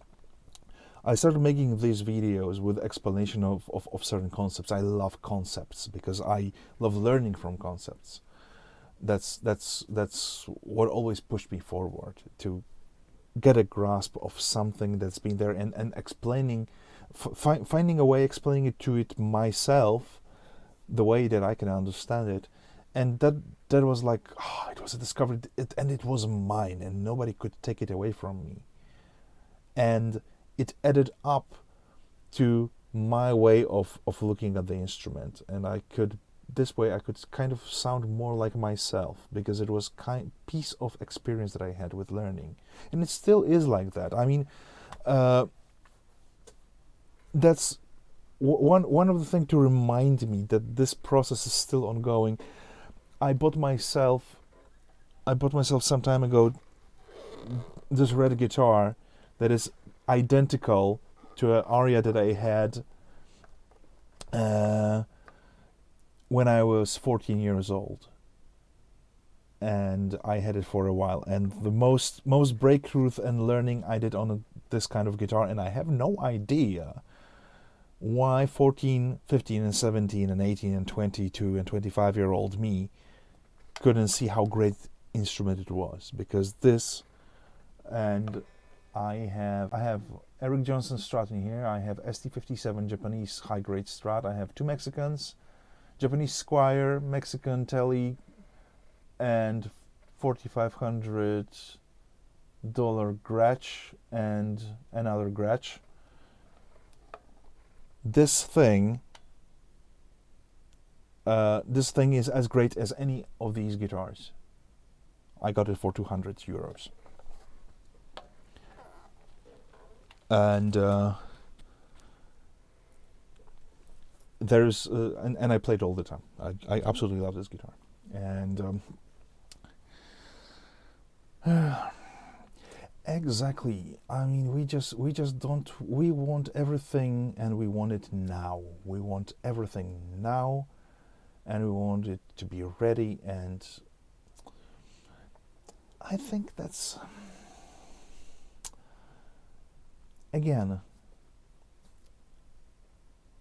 if you advertise something as this is the hard way of getting things, this is the scenic route, you want to get there faster, but you'll see more and you'll discover more, and possibly you'll also see things that no one else will see. I don't think it's I don't know. I just do my thing. I mean, I'm gonna keep on going. I started doing this. People started started unsubscribing, and to me it was like, well, at least I'll try to work to get just the right people that are kind of like even remotely interested in this thing. Maybe they'll learn something new, because I don't mind showing ready-made licks from a different style, because it's also like some of these ideas are very, very basic, but they're like a little seed. Like, okay, this is this bendy note, and this is like a parallel bend to something. Okay, what could we do with that? How would it work in different key? How would it work on a different chord?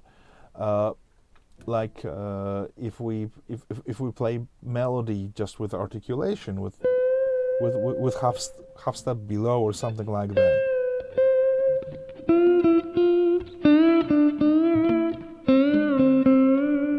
How about something as simple as just bending a note to another diatonic note and back, right?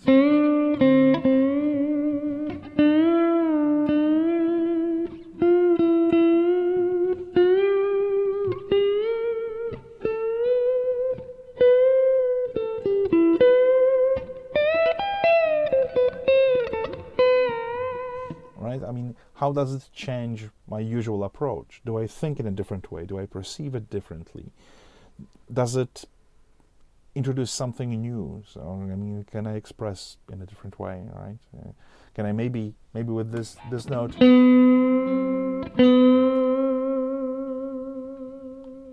how I'm gonna take care of this note when it's working?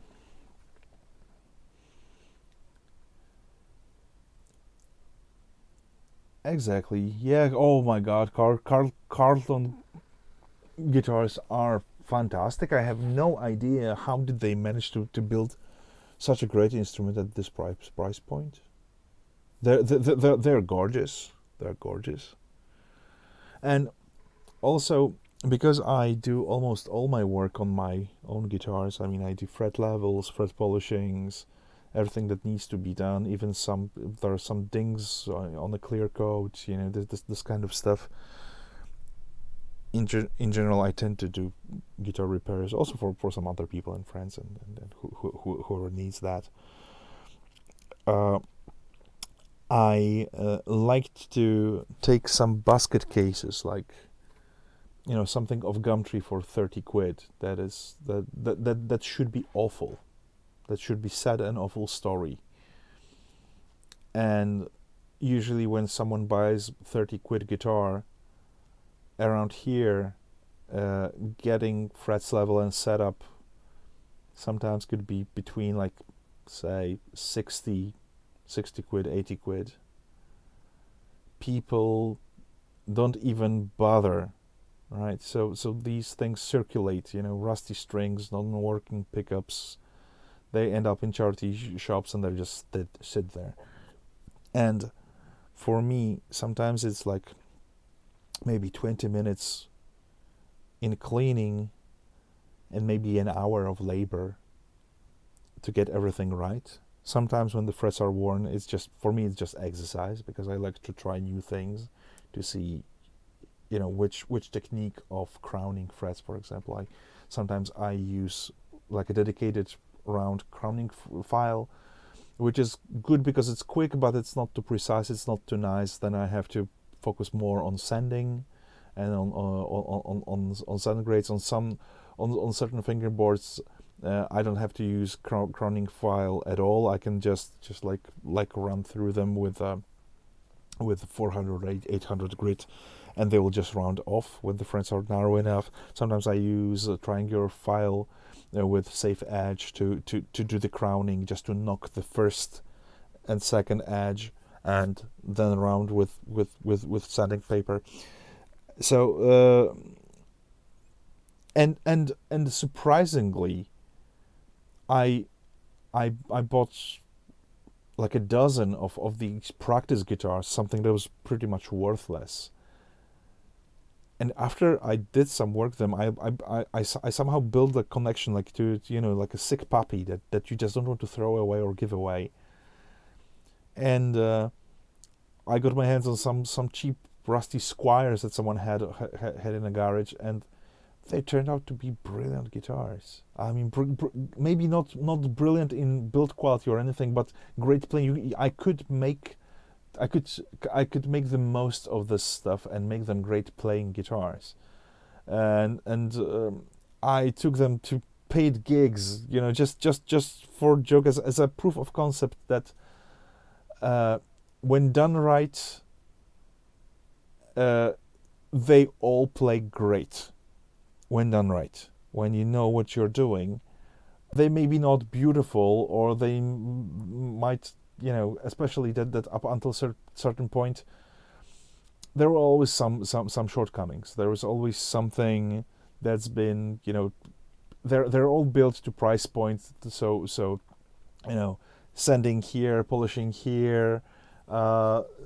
Whenever there's a human hand involved, it will always add something on top of the costs. But when the playing side of a guitar is okay, when the I don't even need straight neck. Neck could be whatever it is, as long as under string tension the fret surface is okay. It's gonna work.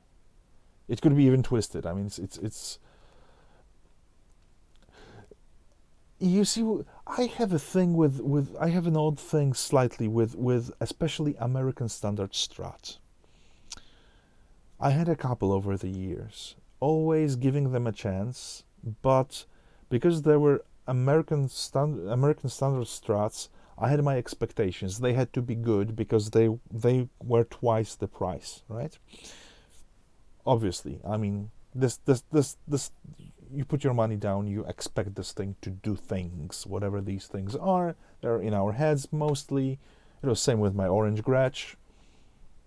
It was a shitload of money. I want this thing to be the best guitar in the world. By mistake, it happened to be the best guitar in the world, but it's a different story. No, it's actually absolutely, it's stunning, everything about that. Though it has its tiny flaws. True arc bar bridge. Yep. So I'd say I had American standards, and I think that they're great as your second or third guitar.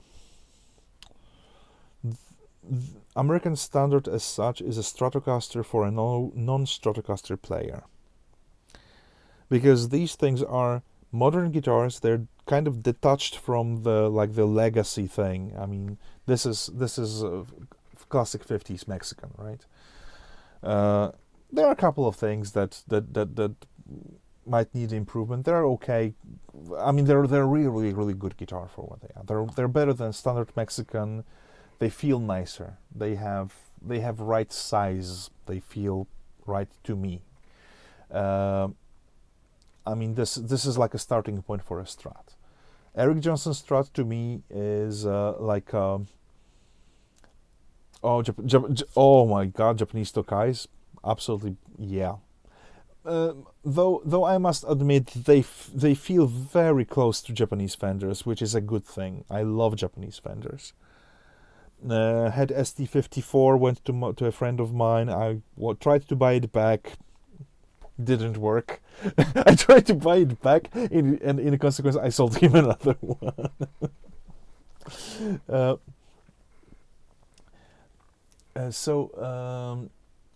What else? These things. I mean, they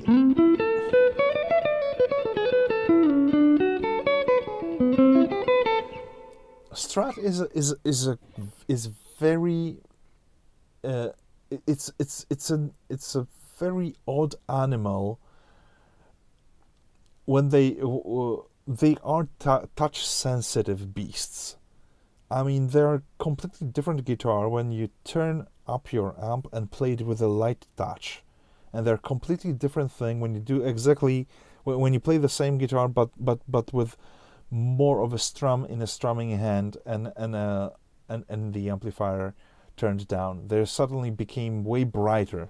It's a very odd thing, but it's like a crucial difference to me. I mean, that only makes Strat do everything. I mean, you want it to sound dark, it will sound dark if you ask it to. If you want it to sound bright, it will.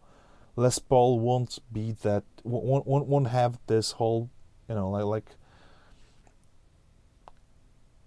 half of the palette, up in terms of brightness. That and also, they tend, especially on their own, they seem like they're buzzing all the time, rattling all the time, which is completely irrelevant in the context of the band. It's just inaudible. And of course, me as a guitar tech side of me is obsessing over fret buzz. But then I just remember, okay, play like Hank, play with light touch, play in the right place. I mean, this guitar is demanding because you need to play this guitar, not allow this guitar to play you. I mean, it's just incredible. On a guitar with humbuckers, it's not that relevant, I believe. And I think it was actually Jeff Beck that he switched to Strat because of that. That he felt like it was more responsive to what he was doing, to his touch, to his thumb, to everything that he did. That Les Paul makes Les Paul guitar makes kind of everyone sound very, very, more uniform, and Strat is that Strat doesn't really help you, which is a good thing. So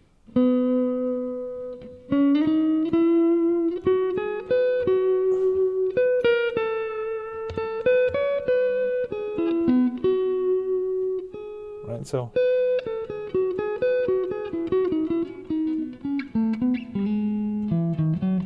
I use very light touch, and at this stage even the kind of pick matters. So let's have a look.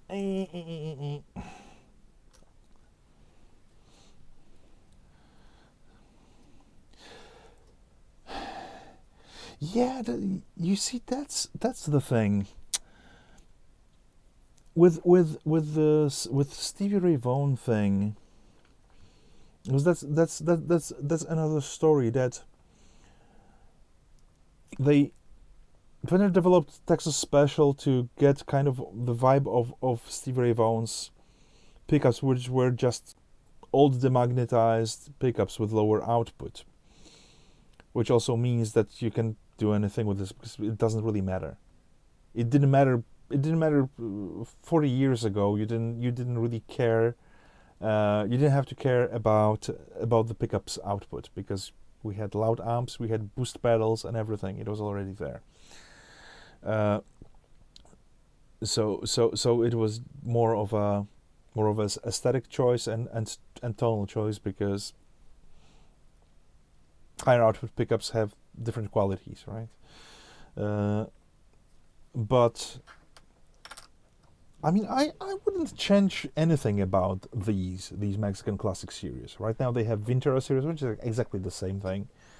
Just you know, they fixed it in marketing, but I think that this is like a spot on, and for some reason I missed this series over the years, although it's been around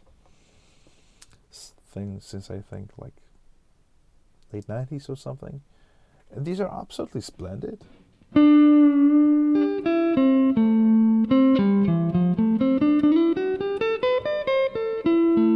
So now I'm using Jazz XL. This is Jazz 3 XL. This is like a small jazz pick.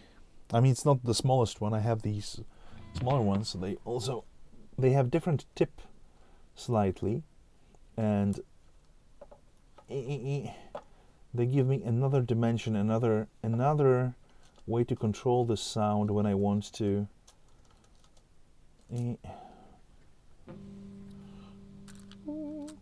This is my pick container, because of course I bought a CNC machine and I had no idea what to do with it, and there's an old chair to cut a little ashtray shaped like a Telecaster, and I keep picks in there.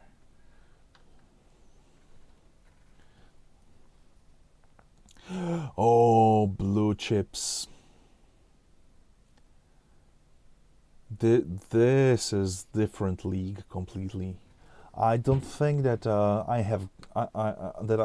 I would have guts to buy. I mean, I know it's worth it, definitely. I mean, it's just different world.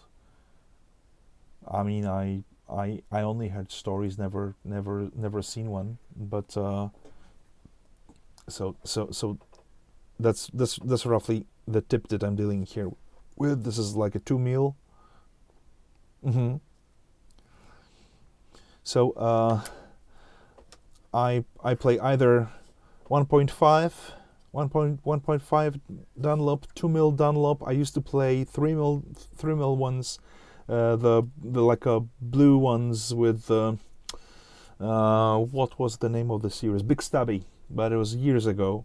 I also played aluminum tech picks at some point, and these things. This one is so tiny that this is the only one that I really need to think about readjusting the way I play, because it barely sticks out of my hands. But this is a gentle one. It's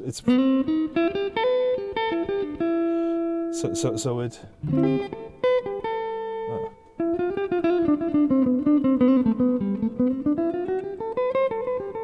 And of course I let it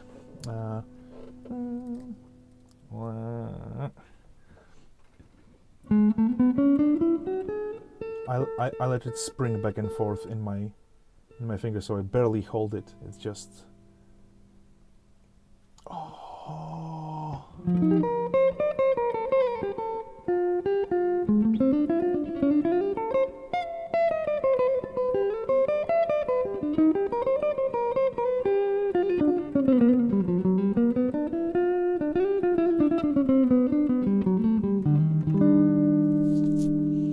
so it's just incredible that just with, I mean, whenever there's a discussion where the tone comes from, is it hands? I would say that tone comes from decision making.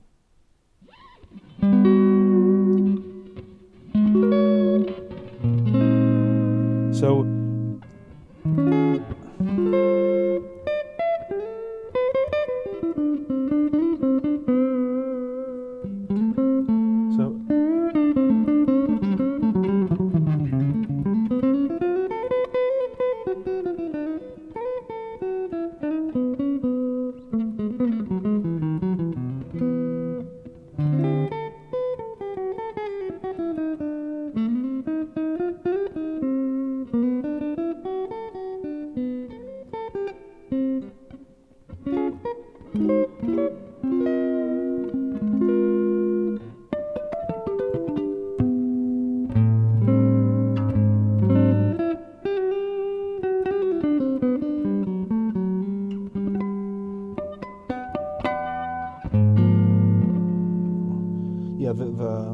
the hard part is that it's slightly harder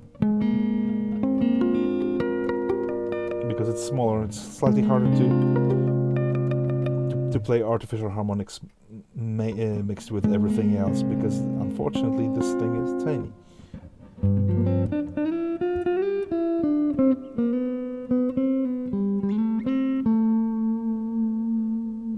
Yeah, David, you just raised very crucial point in terms of, you know, of touch and tension in hands, because it's really hard to control really, because it's a game of just enough, right? And for example, in my case, it also shifts really depending on.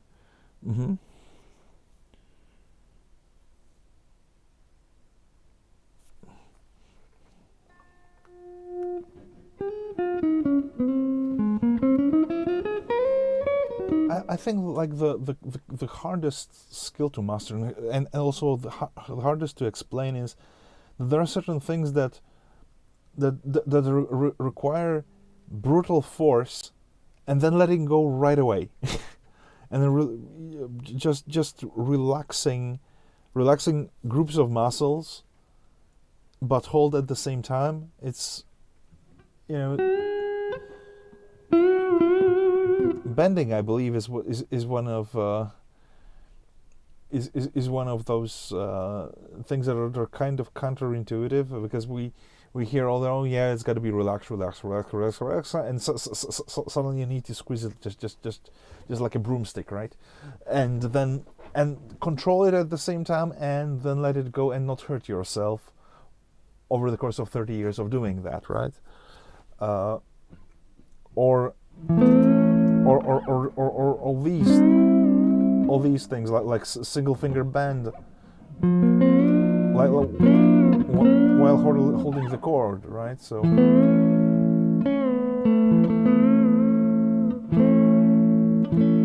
and still be in tune, right?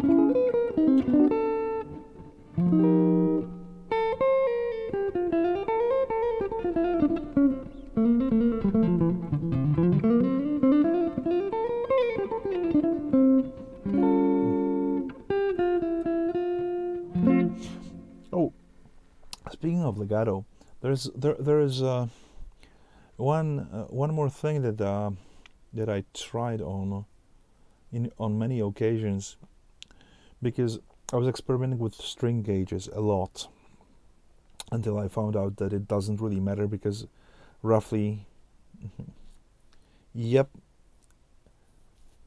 hammer on with fretting, yep.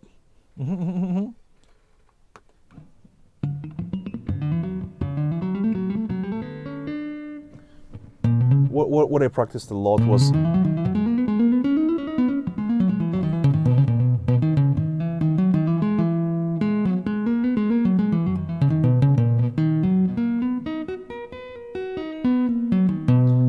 some scales, some runs with just with fretting hand and usually with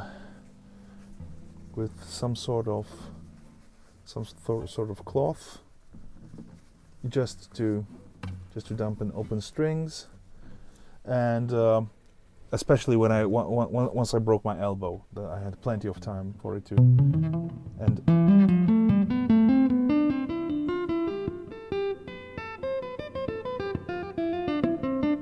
the trick is that whenever there are two notes on the same fret on adjacent strings,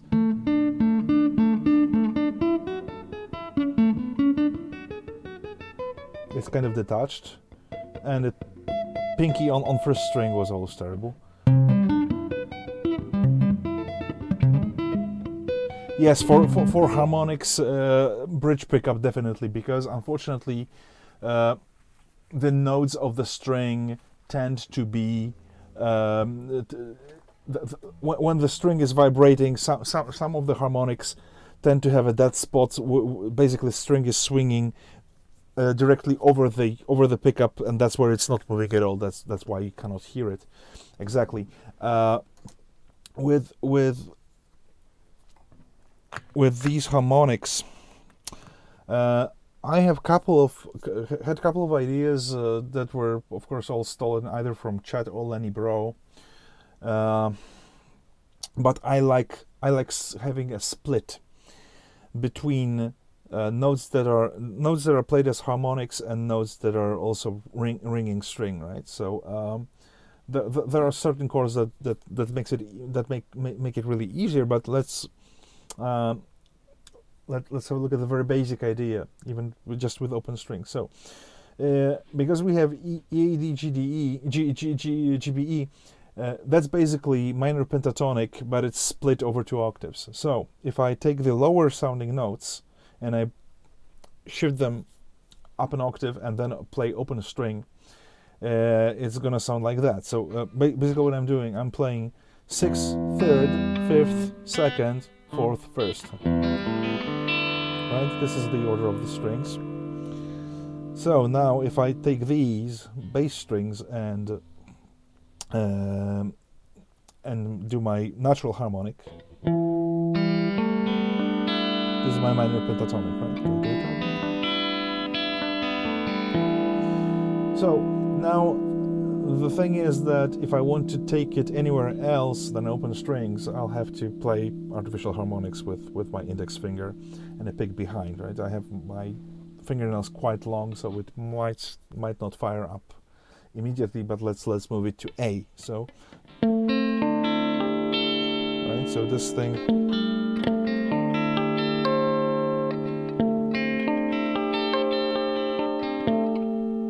now to make it slightly more interesting, I can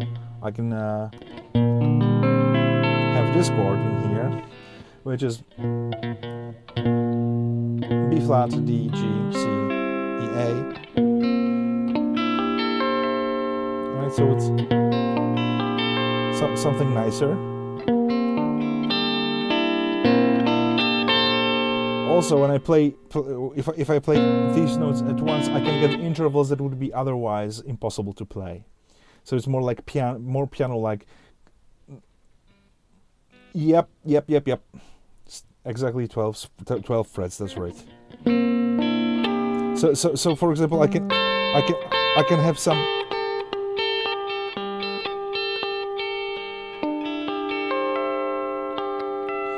Or. Of course, just plain old chords. Obviously,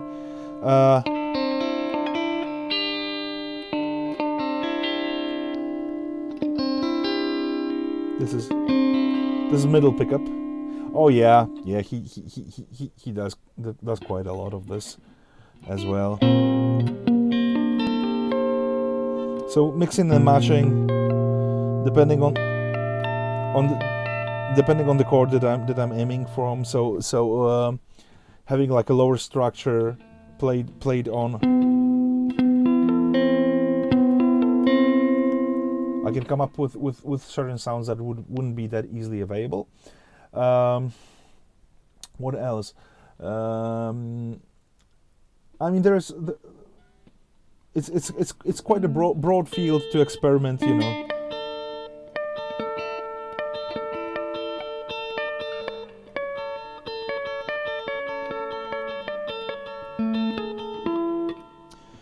Pedal points and everything.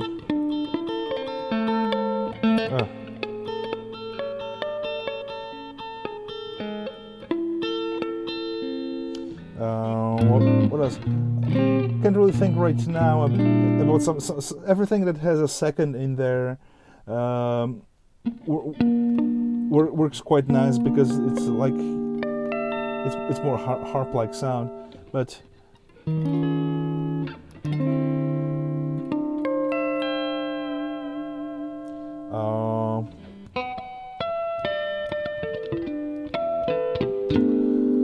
Oh, I don't remember. I recently was transcribing something for someone, and it had some sort of mad harmonic run, but right now I can't really pull it on top from the top of my head what it was and where it was and what. But it was one of these combined runs.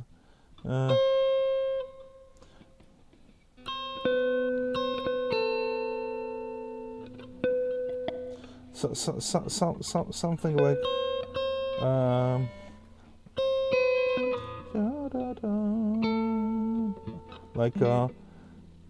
I guess. Oh yeah. It was this kind of run when it sounds like a scale run. So it was like C B A G.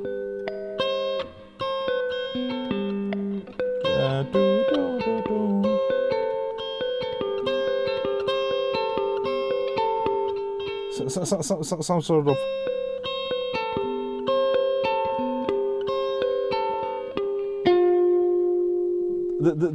this kind of thing where the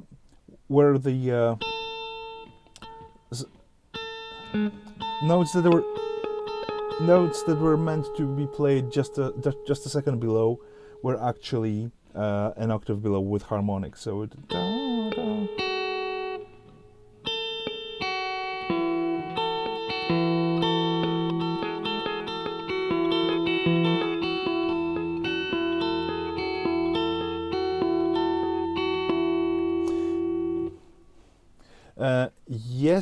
Yes, I have, and I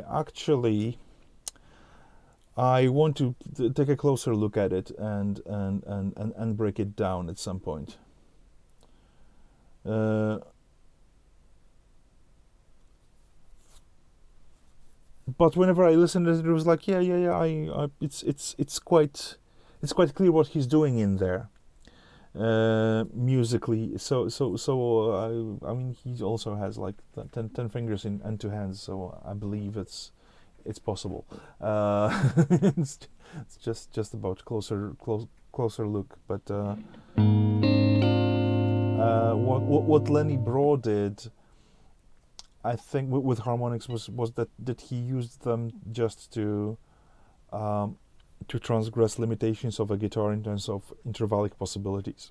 So whenever there was a necessity that he wanted to have a ringing second on top of a chord where it was already close position, there was just nowhere to go, and he could pull it from below and play it as a harmonic. So it just requires like readjusting head to a specific point where it makes sense. Sometimes simple ideas are quite powerful, but again, I can't really think of anything in particular with harmonics. I played them a lot, mostly with thumb pick. That was like my B string from 5th to 7th. Is it just B string? Because there could be there could be a couple of things. Sometimes it's just the shape of the neck that goes like that. Sometimes when there's too much relief, not too little but too much relief, these are just the spot is just too low compared to the place that doesn't really move at all. But fret buzz, something that sounds like fret buzz, can come from some unexpected places. So it could be flat crowning of the fret. So let's imagine that you have a fret that is flat and string sits here and vibrates here. Let's imagine that bridges this side. So if the string is on this edge, it will naturally buzz because it's very close to the edge of the fret. But this is not. It doesn't have to be necessarily this thing. If you have action where you want it, you can check the relief just by seeing where the truss rod is doing its job. So I would start with just pressing string behind the nut, first string, and then go from, say, 15th, 17th, and checking the gap and seeing if it gets smaller or not. But if it's between 5th and 7th fret, it can sound just, because that's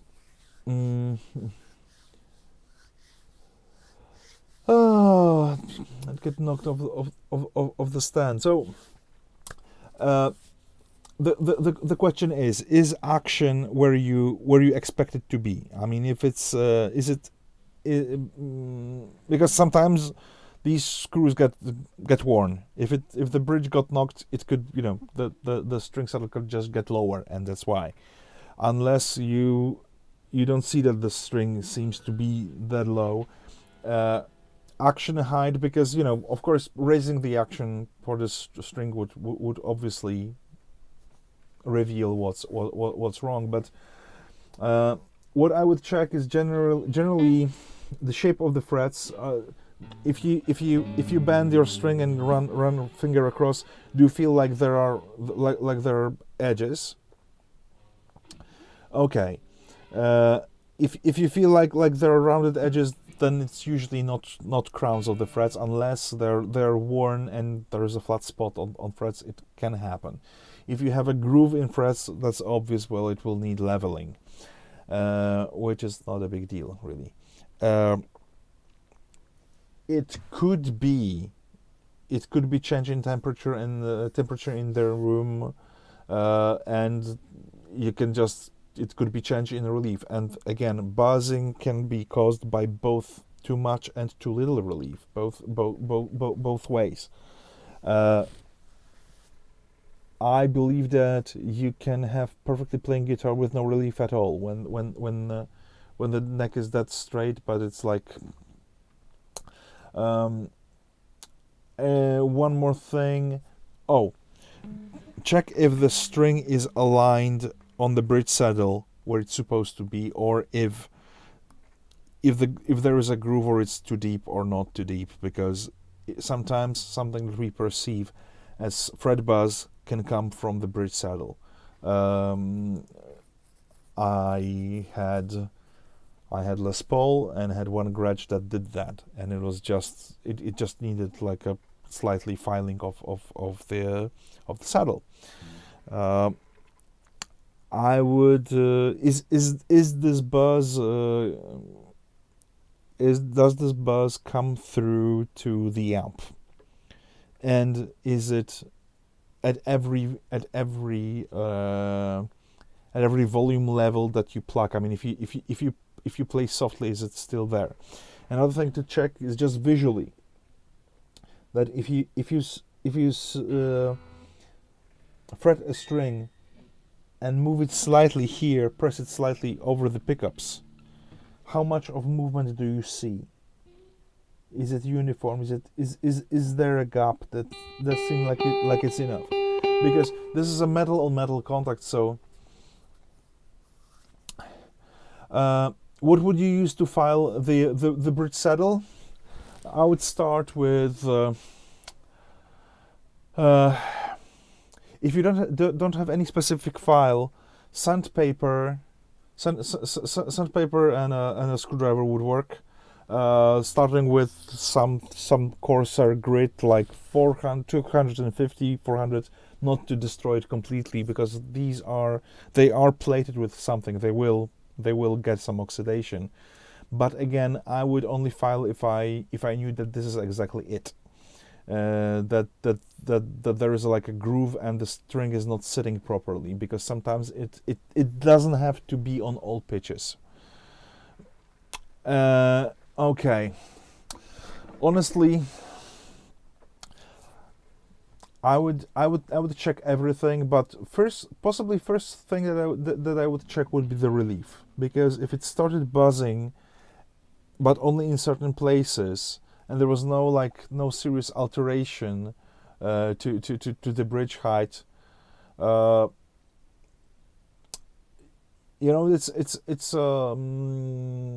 It's one thing to look at, and another thing is that was it there before, or did you just start paying attention to it? Because in my world, all the guitars started buzzing at a certain point, every single one.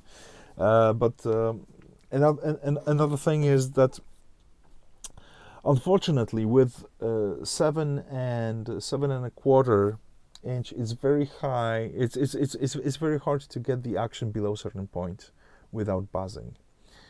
And for me, like, both optimum and the point that any lower wouldn't work is 1.6 millimeters, which I believe is like 4/64 or something. So 4/64 of an inch, and I measure it just by having a 1.5 millimeter pick, and I want it to be barely above it, like I put my 1.5 millimeter pick under 12th fret, and it should not touch it, but be very close. And this is my point for this particular radius. Because unfortunately, anything lower won't have enough room for a string to vibrate. Otherwise, I would have to do the drop off on top frets, because there's more of them towards where the string works the most. So we'd have to make the last frets the lowest of them, and then go from there. It's very easy to make.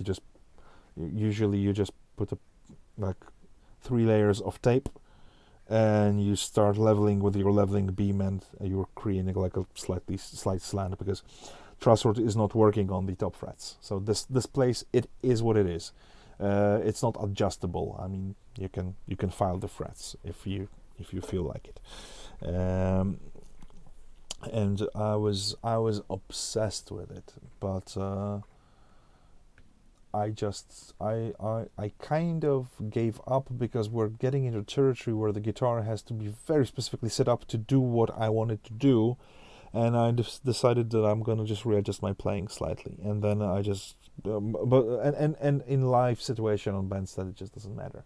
I can deliver whatever I want. I don't play. I play the amp that is not too bright. I mean, right now I'm plugged into a Line 6 pod, but I use Fender Concert 1980s hand-wired amp, which is just, it's Fender clean. It's AB763 circuit, but it doesn't have excessive top end, and that's why I really like it. It works great with Gretsch. It works great with all the guitars that are considered bright, and possibly that would cause your ears and eyes to bleed and teeth to fall out if you played it like through a Fender Twin at high volume. Though possibly modern deluxe reissue is even worse. It's worse of Fender, because it's on the vibrato and reverb channel, they still have the bright cap in, which makes these amp really brittle, and I didn't like mine at all. I mean, I had high hopes. I thought it would be like a smaller Twin, but unfortunately this thing was very brittle. But again, I tend to not like what other people like in terms of amps.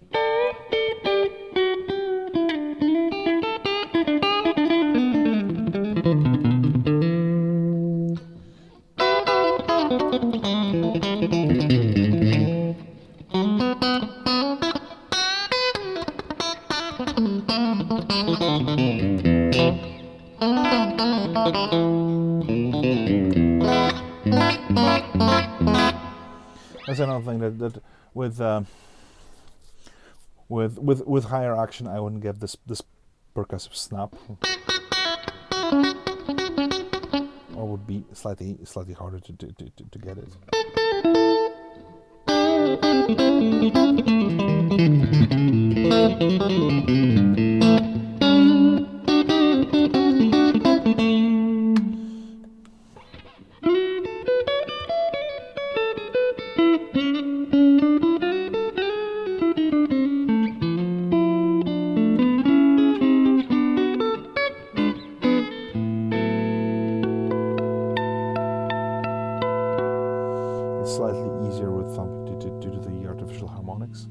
unless, yeah, way easier because I don't have to hold it.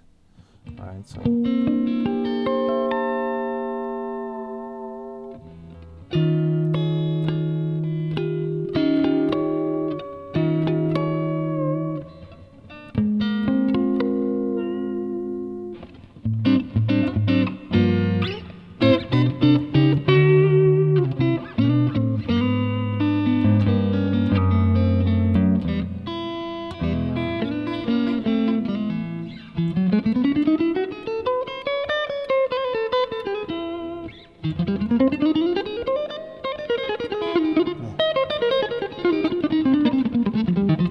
Another completely volatile skill, playing lines and playing lines just like flat pick.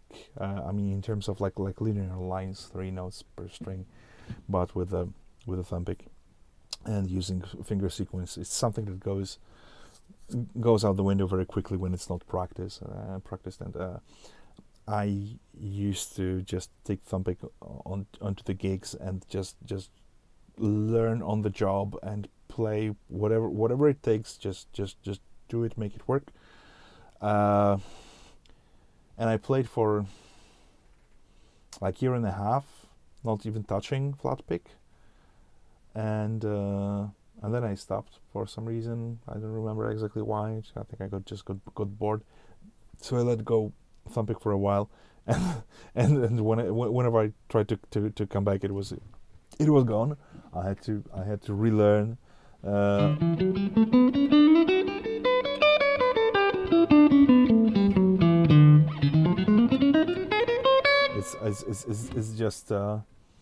It's just an odd thing, but also trying to keep it uniform, and like, all over the place in terms of volume. It's quite hard.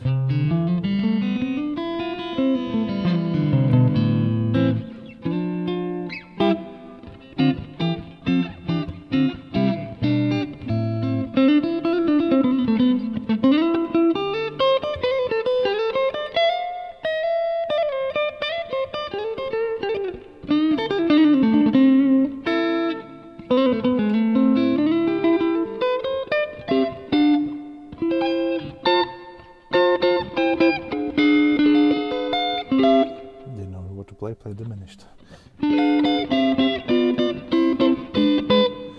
which works in more than one way.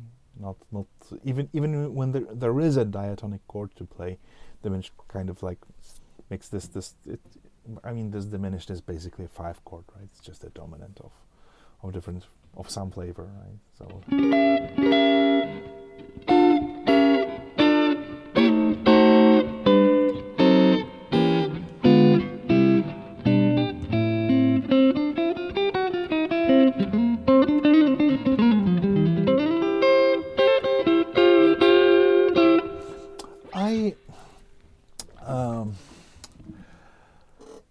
I kind of had this idea that like if I immersed myself in thumb pick playing, because at first it didn't work for me at all, and I also do way more hybrid picking, but it was Scotty Anderson, obviously, and Lenny Bro, and especially Lenny Bro, because he didn't sound like there is, and I mean he sounded like he had it all with his picking hand, like it sounded very consistent and very controlled for fingers, but it's just because he was from a different planet, or maybe because he was Canadian. Same thing.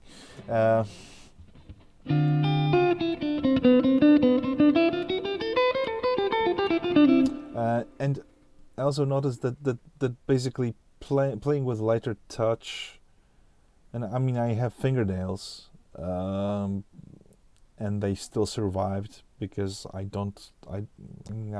it's in general it's very, very light touch with both thumb pick and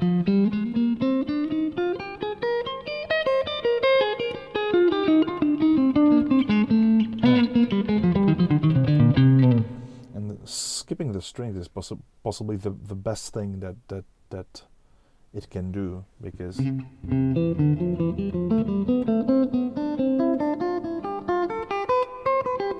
especially in down directions.